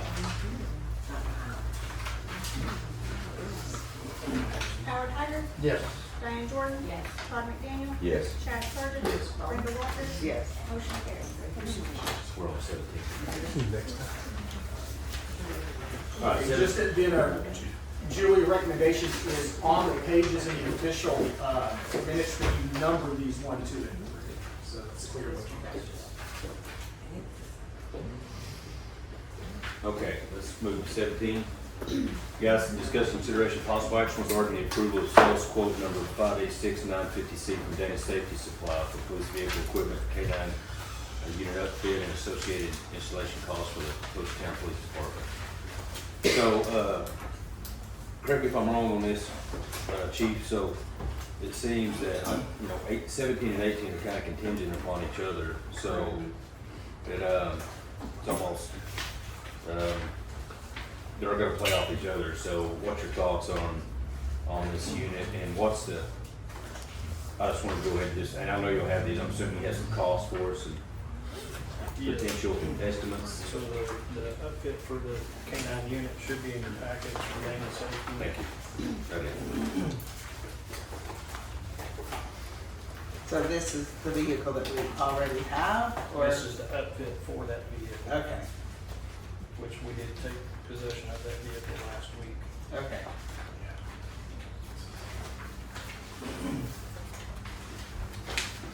So which one of these, So then it's 36,000 to put up. Oh, yeah, to the very end. yes, this is all Okay. flowing together. Must be a lot of work out with that. Well, so, I mean, most of it is the police package, the red, blue siren, all that good stuff. The K9 petition is actually an insert that goes in there and houses the dog. Okay. But has a hot system, so if the car becomes disabled, it kicks these auxiliary fans on, it pops the door open so the dog's not trapped in there at 100 degrees or whatnot. And if the handler gets in distress, he's got a remote on his body that he can punch and release the dog. Well, so yeah, this is, what I was gonna discuss on 18 really just flows into the 17, Chris, and, I spent some time today and yesterday, and I called a few police chiefs, and, just discussed them, I wanted to visit with them about it, a K9 edition and how, their thoughts on a K9 edition and, supporting you in what you're wanting to do and trying to achieve your Hochatown is paramount, and it's really important. But I wanted to get some perspective, some other towns on what you look for as far as your investment versus your return. Some towns, they've struck out with K9 add-ons. There's some towns in Oklahoma that made a massive investment, and it's not, when I say struck out, it wasn't that it was a bad move as far as the dog or the equipment installation, but it was just the demand for that dog just wasn't there, and it was just underutilized when they anticipated it to be utilized more. So there were some, there's some towns in Oklahoma where they haven't had a good experience with it, and of course some that are. I was talking to Chief from the Choctaw Light Horse, and they're in the process of potentially considering bringing on a couple because of a lot of crime and gang activity in their counties, and so they have a huge demand for it. So my question to you is, as far as, I was talking to Todd about this today, as far as like criminal activity over the past 17, 16 months, if you look at that historically and you weigh that in with this type of addition, do you see, and I know that's a short time to look at, but do you see that being, if you look at it historically and say, okay, we could have utilized that K9, during that time, or do you feel like it's a little premature to do that? We've had incidents, and then going back to the shooting, we have discovered that there was about 50 individuals that ran off into the woods behind the cabin, and that there were a lot of guns at that party. So if we'd had a K9, we could have utilized the K9 in that aspect. our purpose of really wanting a dog is not so much for the narcotics detection, it's a dual purpose. So it's a tracking, it can track articles, missing people, and we have a lot of people that get lost up here, and it might help us locate them quicker. So when you say, well, I mean, it'll have to be, it's not like you can, like a bloodhound, you can't just turn it loose, it'll have a handle on it. All On a handle long- will have to be with it. You On a can't- long leash Okay. and a search, search and rescue kind of Okay. call. The dog will probably very rarely ever be off leash in a public setting. What, how many search and rescues you think we had this last year? 12 to 16 months, I mean, that you guys have been involved in? Chief Gilbert out there. Ballpark. Maybe, Oh, yeah. I mean, just ballpark. I was just curious how many search and rescues you've been involved in where you feel like a canine could have contributed or helped. I mean, just off the top of my head, I could think probably 4 or 5. Yeah, we reported 4. Yeah, that's what. Just since I've been here, probably 4 or 5. Four where we didn't know where they were at. Yeah. We've had some others, but we knew where they were.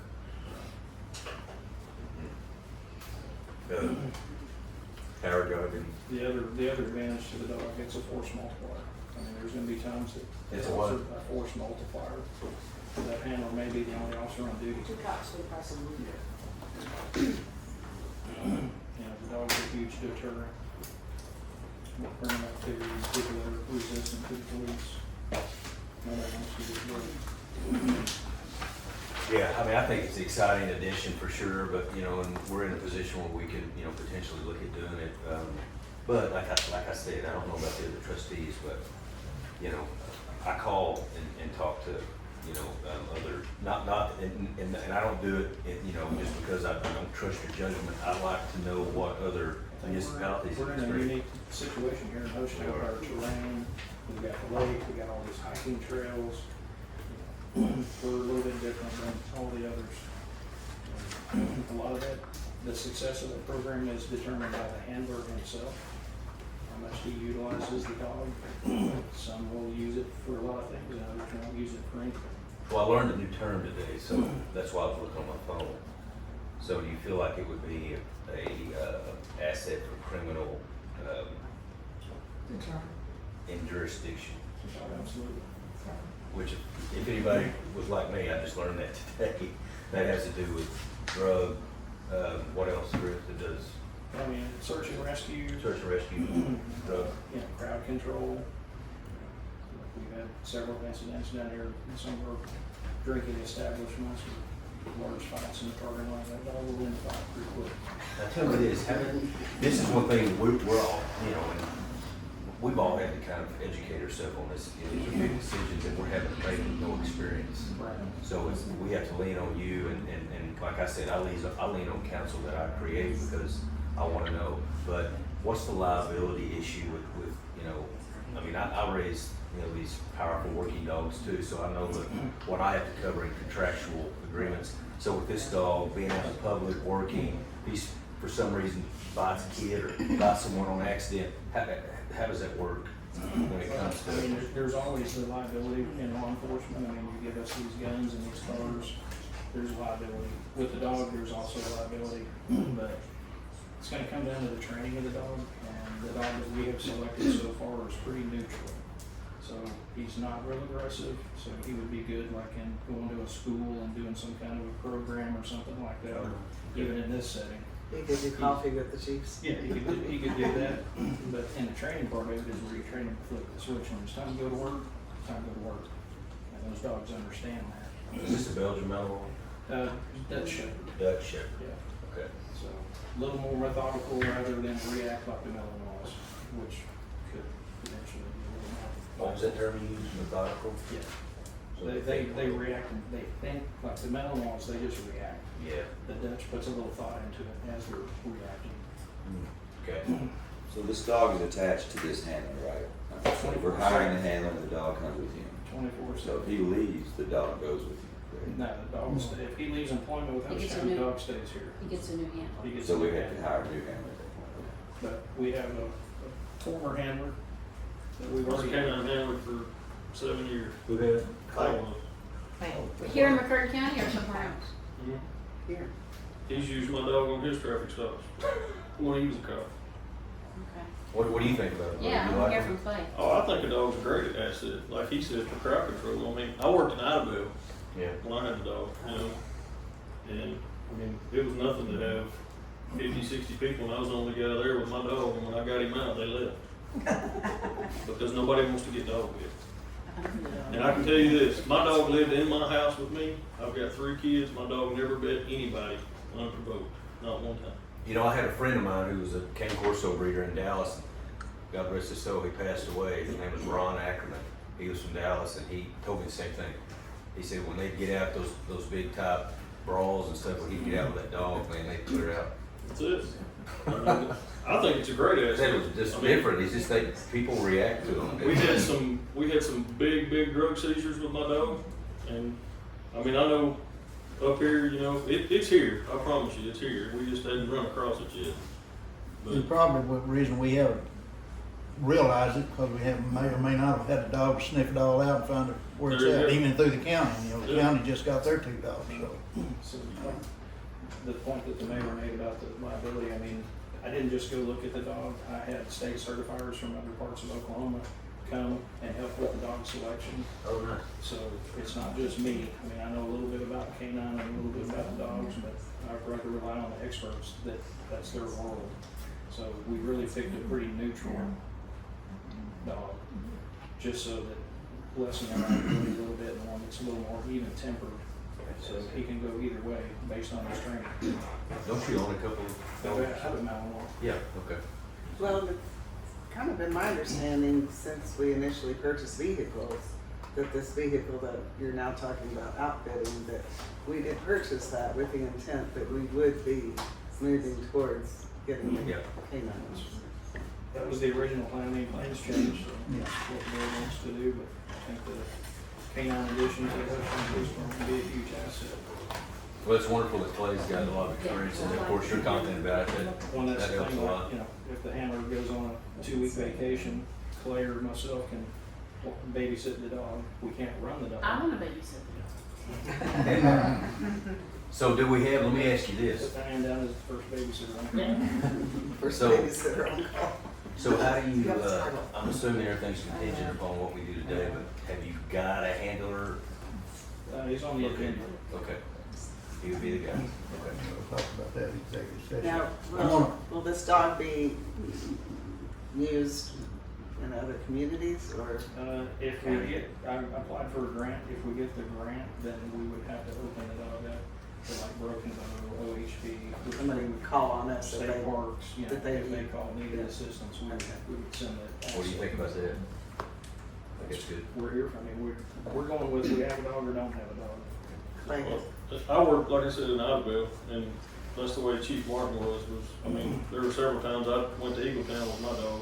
I've been to up here with my dog before, you know, so, I mean, whoever called and needed it, it was available, you know. But the county has 2 dogs, so that's gonna help us. Yeah, that's gonna- handle a lot of that. Idabel's getting a dog, I think he's in school right now, so Idabel's getting a dog, the sheriff has 2. Valiant has a dog, so I don't think we're gonna get called too far yeah. away from Hochatown, maybe OHP between here and Broken Bow and maybe a little bit up north, but I don't think it's gonna be a huge burden on the town for the use of that Am I dog. allowed to jump forward just a little bit? I don't have a problem with the canine unit and rigging it out. I'm looking at the pricing of the, I guess, the student. Is that what I'm looking at over here? Well, there's 2 of them. One of them should be the price of the dog, and another one is the school. Yeah. So the price of the dog is $9,500. Oh, okay.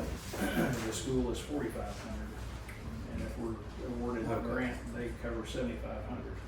That's where I was confused, okay.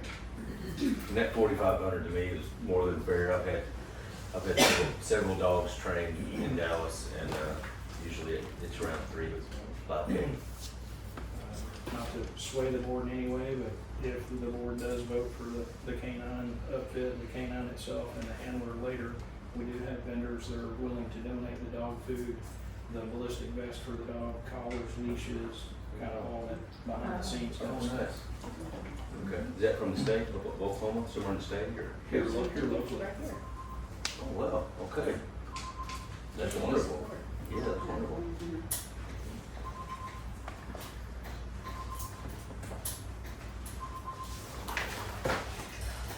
I think so. I would make a motion to accept the quote from Dana Safety Supply to upfit the police vehicle with a K-9 unit. Or a K-9 unit upfit. A second. All right, second, roll call vote, please. Howard Haggard, Yes. Diane Jordan, Yes. Todd McDaniel, Yes. Chad Sargent, Yes. Brenda Walters. Yes. Motion carried. All right. Let's move to 18, guys. Discussion consideration possible action regarding the approval of a contract with Von Yeager K-9 LLC for the purchase of a dual-purpose narcotics detection police K-9 and associated handler training services for the Hochatown Police Department. So we caveat into what we just talked about. If we're gonna have a canine unit, we better have a dog to put in it. Well, you don't have a picture of this dog, that might make it What easier. did, you didn't send it to Yeah, everybody? I Send it to me. I sent you a picture. We should have had one we could put up here where everybody could have seen it. Is it a female or male? I looked it Male. up. I was looking He's at it. beautiful. Yeah. Oh, yeah, he looks great. What's his age? I never asked. 2-year-old. 2-year-old. Yeah, he was Perfect. booked on 319. See, Brenda? Yes. And so Chris, my question is, he's been through some training, where's he at currently? Grove, Oklahoma. So that's where the Von Yeager dog training facility is, so our handler would go there for his handler course. The board votes on that, but by the time the handler course is. You don't want to fall in love if you can take They it. will have that printed on the board. He may not have a name yet. They'll have Does one he have a name yet? They'll have the dog imprinted on 4 different types of narcotics. Okay. And then the handler will go and get united with his forever fur baby. Yeah. And begin their training together. So when they leave Grove, Oklahoma, he will be state certified with CLEAT together operating. Beautiful. Deployed dog on calls for service. Well, sounds So- good. See, you hearing, all these girls won't know if he has a name yet. He does, but he's gonna get renamed. Okay. We're trying to come up with something that's. Appropriate for Hochatown. Yeah. Oh, it can't be Gus, cause that's my dog. Can't be Gus. We got 2 Gus's. Wendy, you're just gonna think you're gonna try. Oh, and so is Jack. You'd have to have a middle name. So in item 18, then does this cover both the purchase of the dog and the training? Correct. Purpose of the dual purpose narcotics, canine and associated handler training, yes, everybody. Yeah, because I think the sales quotes are, they're Yeah, layered they're split layered out, with yeah. the sales quote, yeah. So we're okay with that. All right, guys, you ready for the motion? I'd make a motion to approve the contract with Von Yeager K-9 LLC for the purchase of the narcotics police K-9 and the associated handler training services. The purchase of the K-9 is $9,500. The handler's course is $4,500. No second. Roll call vote, please. Howard Haggard, Yes. Diane Jordan, Yes. Todd McDaniel, Yes. Chad Sargent. Yes. Brenda Walters. Yes. Motion carried. All right, congratulations, guys. Thank you. Oh, there's your call. They've already named him, Chris. so we You're good. looking at him, they're already phone call. Are you the chairman of the dog? What'd you call Gus, I believe. Yeah, we're gonna form a committee for that thing. Oh, no, that would take 3 months.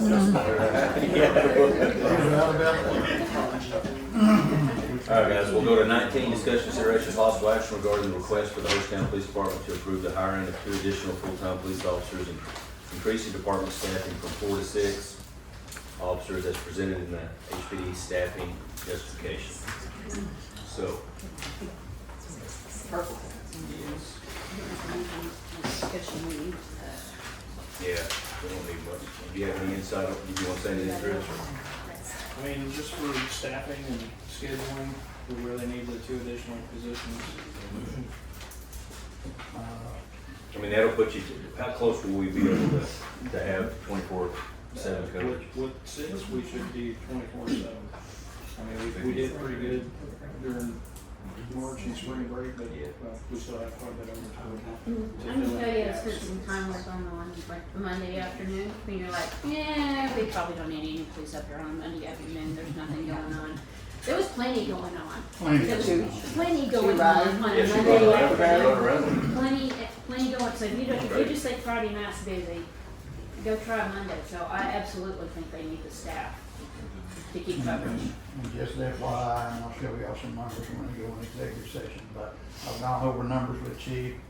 This truly fits into our budget for next year. We have to, I I mean, mean, it's all I there. strongly agree that we need these 2 people. Well, let's make a motion. I'd like to make a motion to authorize Chief to, hire the other 2 additional police officers for the town, Hochatown HBD. Second. Second. Roll call vote, please. Howard Haggard. Yes. Diane Jordan. Yes. Todd McDaniel. Yes. Chad Sargent. Yes. Brenda Walters. Yes. Motion carries. All right. Congratulations. Thank you. Discussion, consideration, possible action, item 20 regarding the purchase of 2 2026 Chevrolet Tahoe police pursuit vehicles through state contract SW0036 from Carter Chevrolet LLC for use by the Hochatown Police Department. So this will put us at potentially, does this put you at 6 or 5? Currently, we have 5, so we'll Let's have put it 7. 7 total vehicles. That's okay. I wasn't thinking about the trucks. Okay. So what's your goal if you, since you have these 2, you just want to have an extra, or you don't want to just? Yeah, I mean, essentially, we'd like to have an extra, in any event, like we got lucky in the ice storm, we didn't have any units go down or get damaged. They were taken out of service, but if we lose one, we don't have anything to fall back on. So we just- But this doesn't give us the spare, does it? If we get 6 officers, we got 5 vehicles right now, correct? What is this? We're fixing to hire 2 more, or buy 2 more. That'll give us a total of 7. That gives us 6 officers plus him, and that's the 7th vehicle. Am I saying that right? I'd have to look at it on paper, however you're getting me. I think you're good at it. Right. So, like, currently, we have 4 vehicles. Well, with the addition of the K-9 Tahoe that we took possession of, but it's not in service. Yes. So that's 5. So Yes. pick up these other 2, we'll have 7. Total of 7. So, One of those will go for the K-9 outfit, correct? well, we have that vehicle currently. Yes. It's just not outfitted. Yeah, I got you. Okay.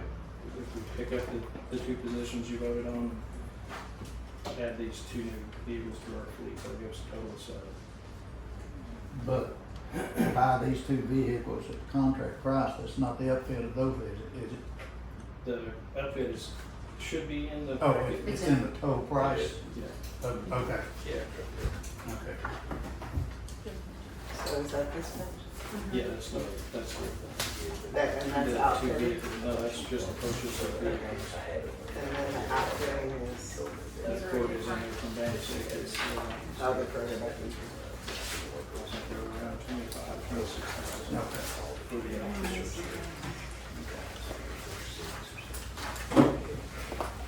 Not seeing those, unless that was. Yeah.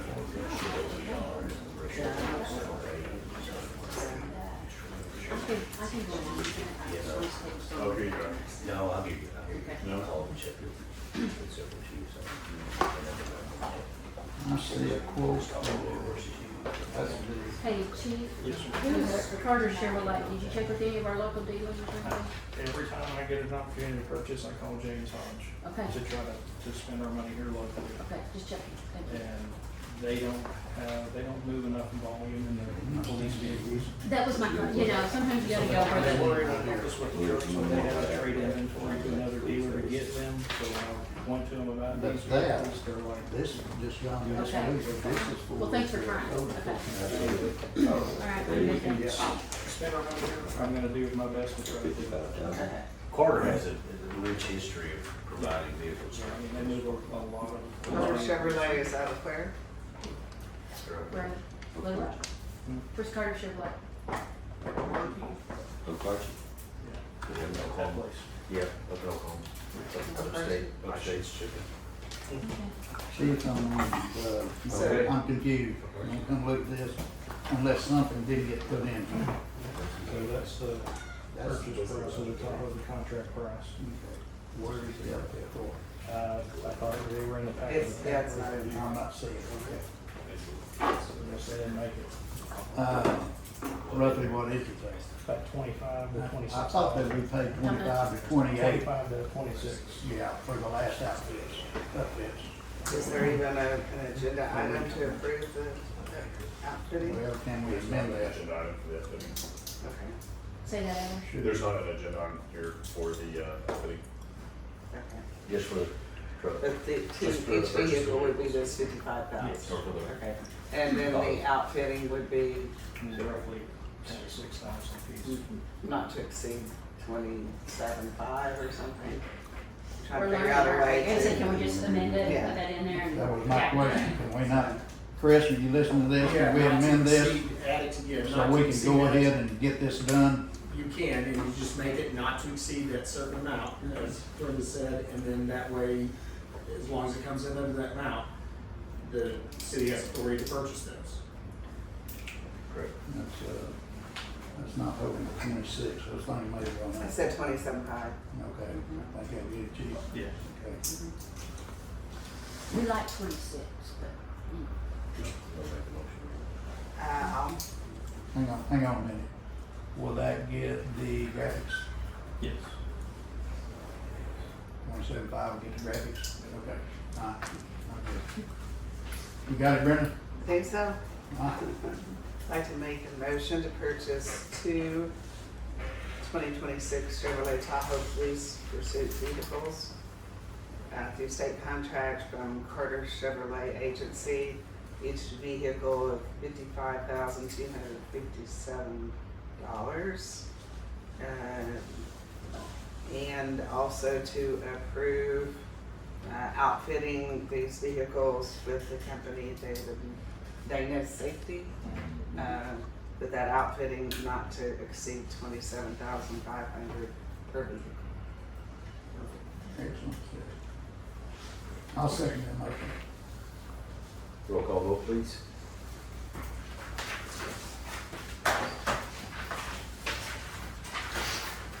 Howard Haggard, Yes. Diane Jordan, Yes. Todd McDaniel, Yes. Chad Sargent. Yes. Brenda Walters. Yes. Motion carries. Congratulations. Thank you guys for Thank you, all. Chris. Thank Yeah, you thank for all you, your Chris. work. All right, guys, 21, discuss consideration possible action regarding the use and reporting of community fund donations received from the Choctaw Nation of Oklahoma, including development of a tracking and reporting process, consideration of establishing a recurring agenda item following each quarterly donation. So Julie or Adam, y'all just give a quick summary on why this is important and why we're doing this. Yeah, absolutely. So every quarter, we get a donation from the Choctaw Nation called the Choctaw Nation Community Fund. This quarter, we received a payment in the amount of $25,400. And then kind of a quick email exchange between Diane, myself, and Julie. We ran over all the costs. And then we pulled in Chief Williamson since he has a recent public safety expenditure for the K-9 unit. And we believe that it would be a good idea to recommend that we spend the $25,400 donation on the upfitting for the K-9 unit, which was $36,093. And then on top of that is you have another piece of this item is developing a tracking and monitoring system. So if you want to see it, we went ahead and drew one up. It's essentially an Excel spreadsheet with a whole protocol on how we monitor, track, and report to the Choctaw Nation anytime we do anything with the donated funds. So if you want to see it, I've got it all drawn up here, top to bottom. It's a procedure, and once you approve this item, this will be set in stone as our adopted procedure that everybody has to follow. And these funds can be used for anything other than payroll. That's correct. Do they ask for that? Yes. They ask for us to report to them what we're spending the funds on. And I don't know that we were doing that. I'm just like, hey, Well, my question is, I agree with what probably need to do. But since they started donating to us, we've received in excess of $100,000. Uh-huh. This has never come to this board to designate that money for a certain project. That's we right. did. No, we did roads. Yeah, We Yeah, did roads. we We did. have, and then we kind of did, and I'm like, Yeah, asked us it's to do been that. kind of on and off, but we've Yeah. been spending it on roads historically, public infrastructure. But you've been sending those reports too? Yeah, we've been in Okay. communication with them, but this will be an official tracking and monitoring system, a procedure that we've drawn up that will be followed and changed from now on out. So out of the total donations from the Choctaws, how much money expenditures have we spent so far? That'll be a Julie question. I'm sure she can pull that data for you at some point. Okay. If we're gonna track it, keep up with it, we ought to be able to know the number. Yeah, she's got them. Okay. Thank you for doing that. Absolutely. Yeah. Any more discussion?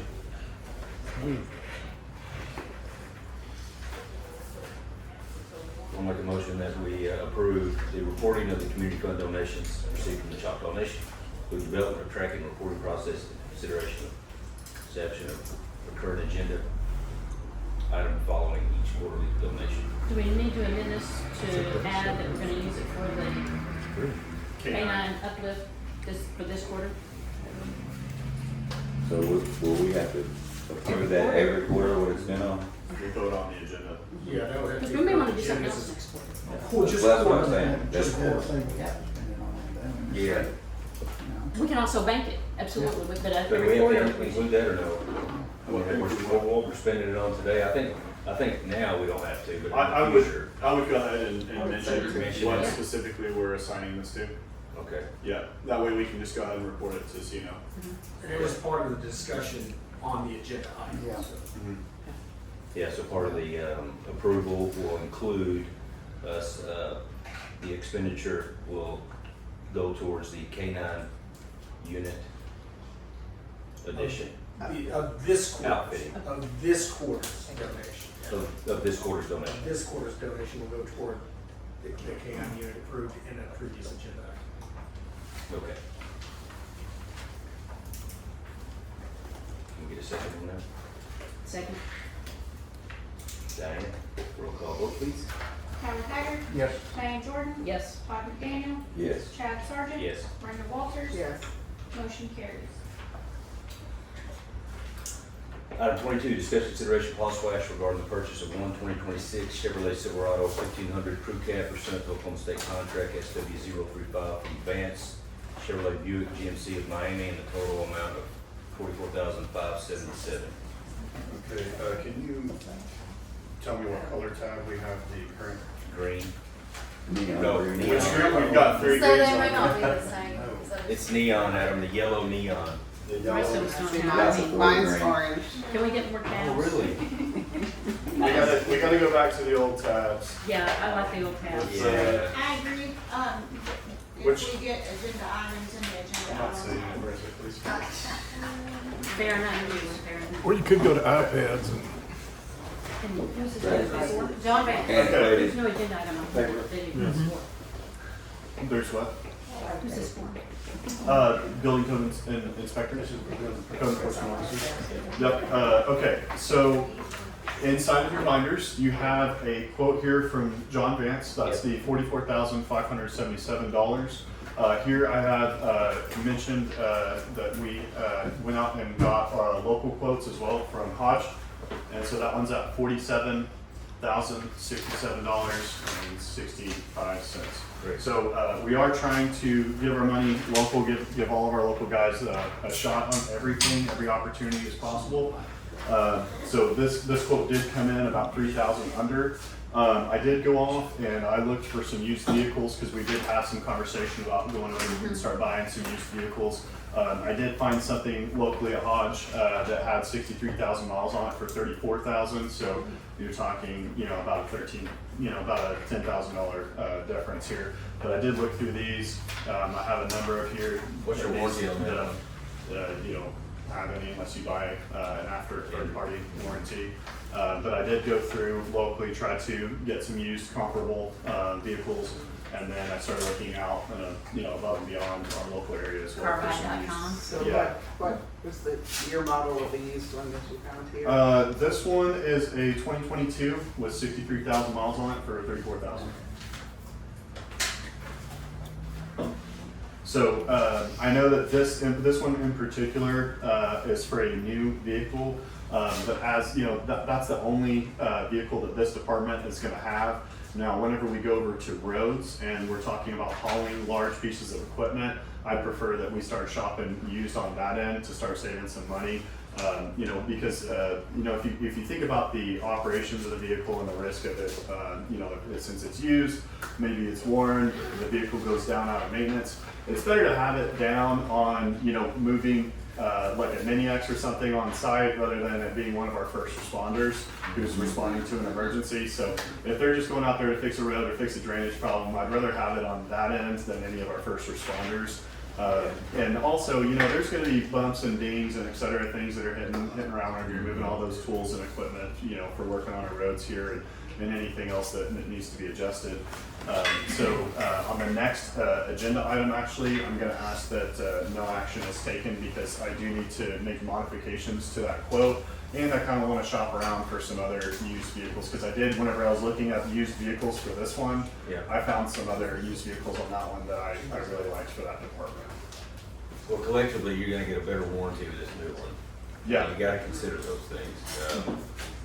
That 22 is probably a solid truck too, but, I do like the fact that we've got we got a warranty with this one, and just nice to have, you never know. So you want to do one more looking? On this one? On the second one. Yeah, on the second one. Yeah, on the second one, I want to continue Oh, okay. shopping, and then we need to make some modifications to the quote. Yeah, item 23. Yeah. Okay. So I think this one here is actually a pretty solid deal, especially whenever you see how competitive it is with being about 3,000 under. Mm-hmm. I agree. Thanks, Adam. Yes, sir. You guys have any discussion? I'd like to make a motion that we purchase a 2026 Chevrolet Silverado 1500 Crew Cab. Oklahoma State contract SW035 from Vance Chevrolet, GMC Miami, for a contract price of $44,577, and that will be for the Code Enforcement Office or Division. I'll second. Roll call vote, please. Howard Hager, Yes. Diane Jordan, Yes. Todd McDaniel, Yes. Chad Sargent, Yes. Brenda Walters, Yes. motion carried. Item 23, discussion, consideration possible action regarding the purchase of the 2026 Chevy Silverado 2500 double cab with service body and related equipment pursuant to Oklahoma State contract from Vance Chevrolet GMC Miami in the total amount of $62,402. So we're going to take no action on that. Well, I would like to make a comment. Go ahead. I understand the need to try to go look for some used, but there again, this will be the number one vehicle in that department. One or two pickups after that, might be looking at used, but Adam, do you feel like you feel more comfortable shopping and coming back, or we're gonna put any delay on a vehicle for that position?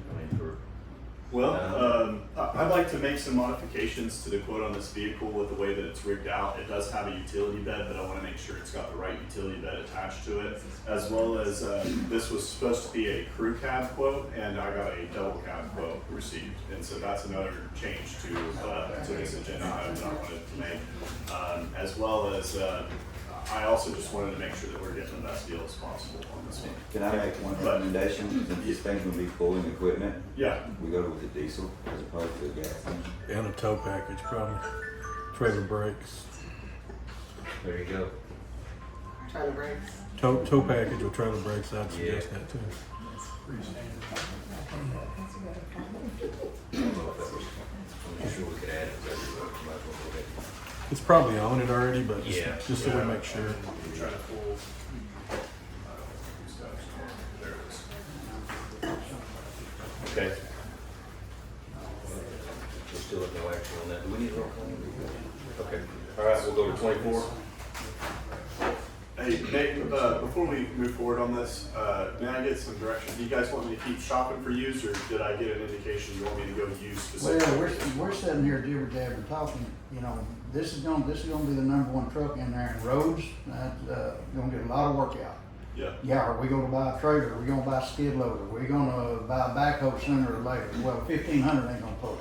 Yeah. I'm not surprised, I'm not sure that a 3/4 ton's gonna pull it, but if we're gonna go this kind, and now we're talking about a towing package, and now we're talking, let's go diesel instead of gas. Let's go get a quote on a 3/4 ton diesel. Okay.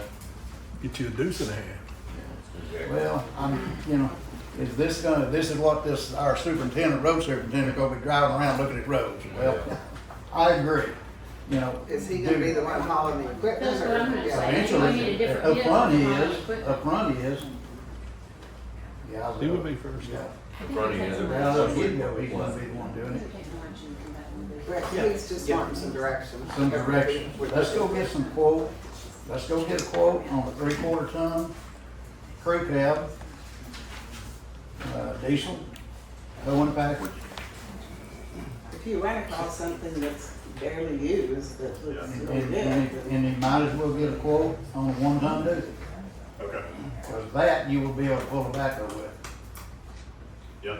All right. Okay.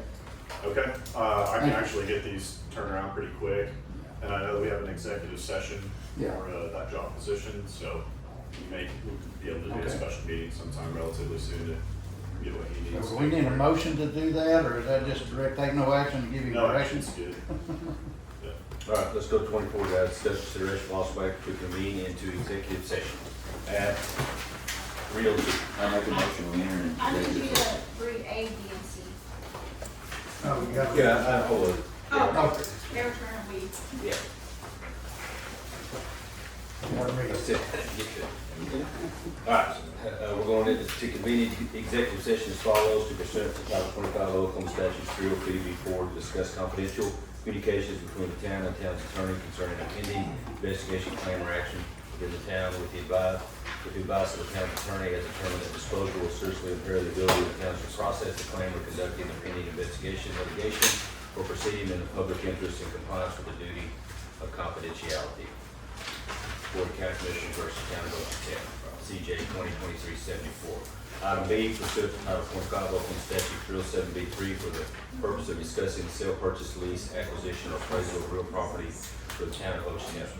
Item C, pursuant to Title 25 Oklahoma Statute 307B1, discuss the appointment, hiring, appointment, demotion, promotion, discipline, or resignation of Monty Dieter, Blake Bennett, Austin Wheat, Albert Skimbo, Julie Rhett, Christopher Bearden, Justin Cherry, Douglas Copeland, Ray Fox, Lindsey Gammon, Gavin Garrett, Cody Gilbert, Misty Green, Clay Adaball, Nathan Cooch, Jason Ledet, Alexander Lindy, Luke Magner, Aaron Morris, Shallow Martin, Justin Ellicott, Michael Olivia, Mason Payne, Ryan Richardson, Ted Taylor, Adam Boston, Josh White, Christopher Wheat. All right. Make a motion to go into executive session. I'll second that. 3:02. So now who's- So we're gonna leave and we're gonna go. Roll call. Patrick, Yes. Diane Jordan, Yes. Todd McDaniel, Yes. Chad Sargent. Yes. Brenda Walters, Yes. motion carries at 3:04. Chris. I'll make a motion, we move back into regular session. I'll second. Robert Hyder, Yes. Diane Jordan, Yes. Todd McDaniel. Yes. Chad Sargent, Yes. Brenda Walters. Yes. Motion carries at 4:43. Okay. Statement of executive minutes.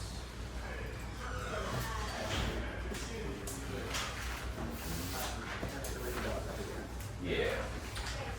So we got item A pursuant to Title 25 of Oklahoma statutes 3OB4 to discuss confidential communications between the town and the town's attorneys concerning a pending investigation, claim, or action with the town with the advice of the town's attorneys has determined that disclosure will seriously impair the ability of the town to process a claim or conduct a pending investigation, litigation, or proceedings in the public interest in compliance with the duty of confidentiality. The Board of County Commissioners versus Town of Hochatown, CJ 2023-74. Item B was pursuant to Title 25 Oklahoma Statute 307B3 for the purpose of discussing the sale, purchase, lease, acquisition, or appraisal of real property for the town of Hochatown. Item 3 was pursuant to Title 25 Oklahoma Statute 307B1, discussing employment, hiring, appointment, demotion, discipline, or resignation of Monty Dieter, of Blake Bennett, Austin Wheat, Oliver Skimbo, Julia Reda, Christopher Bearden, Justin Cherry, Douglas Copeland, Freddie Fox, Lindsey Gammon, Gavin Garrett, Cody Gilbert, Misty Green, Clay Hadaball, Nathan Coots, Jason Ledette. Sorry guys. I can't get that one right. Alexander Lindley, Luke Magor, Alan Marsh, Alan Martin, Justin Nethercott, Michael Olivia, Mason Payne, Ryan Richardson, Hayden Taylor, Adam Voss, and Joshua White, Christopher Williams. No action was taken in executive.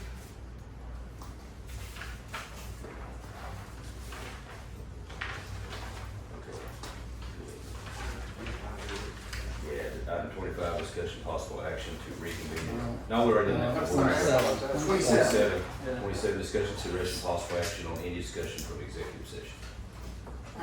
So I would like to make a motion to approve the second addendum to the lease agreement, which pertains to the main building space, 2,400 square feet, which would be the main building space with the patio area and the, what's it described as? The bathroom. The bathroom. With that effective date of that addendum to the lease to be the date of April 1st of 2026, with a pending and possible renewal date of 12/31/26 at a rate of $3,600 per month. I'll second that motion. Roll call vote. Howard Haggard, Yes. Diane Jordan. Yes. Todd McDaniel, Yes. Chad Sargent. Yes. Brenda Walters, Yes. motion carries. I'd also like to make a motion to offer to Oliver Skimbo employment for the position of roads superintendent at a salary in the amount of $65,000 a year, plus benefits, contingent upon a background check. Our normal procedures for background checks. I'll second that. Roll call vote, please. Howard Haggard. Yes. Diane Jordan. Yes. Todd McDaniel, Yes. Chad Sargent. Yes. Brenda Walters. Yes. Motion carries. I would like to make a motion to accept the resignation of Monty Dieter. I'll second that. Roll call vote, please. Howard Haggard. Yes. Diane Jordan. Yes. Todd McDaniel, Yes. Chad Sargent. Yes. Brenda Walters. Yes. Motion carries. I'd also like to make a motion to make an offer of employment to Blake Bennett for the position of patrol officer / canine handler at an hourly rate of $25 per hour plus benefits, with an additional 16 hours per month of canine care and training at $25 per hour, subject to the appropriate background checks. I'll second that. Roll call vote, please. Howard Haggard. Yes. Diane Jordan. Yes. Todd McDaniel, Yes. Chad Sargent. Yes. Brenda Walters. Yes. Motion carries. And I'd like to make a motion to make an offer to Austin Wheat for employment as a patrol officer at $25 per hour plus benefits, subject to the appropriate background checks. I'll second that. Roll call vote, please. Howard Haggard. Yes. Diane Jordan. Yes. Todd McDaniel, Yes. Chad Sargent. Yes. Brenda Walters. Yes. Motion carries. All right. That's all for me. Okay, we'll move from.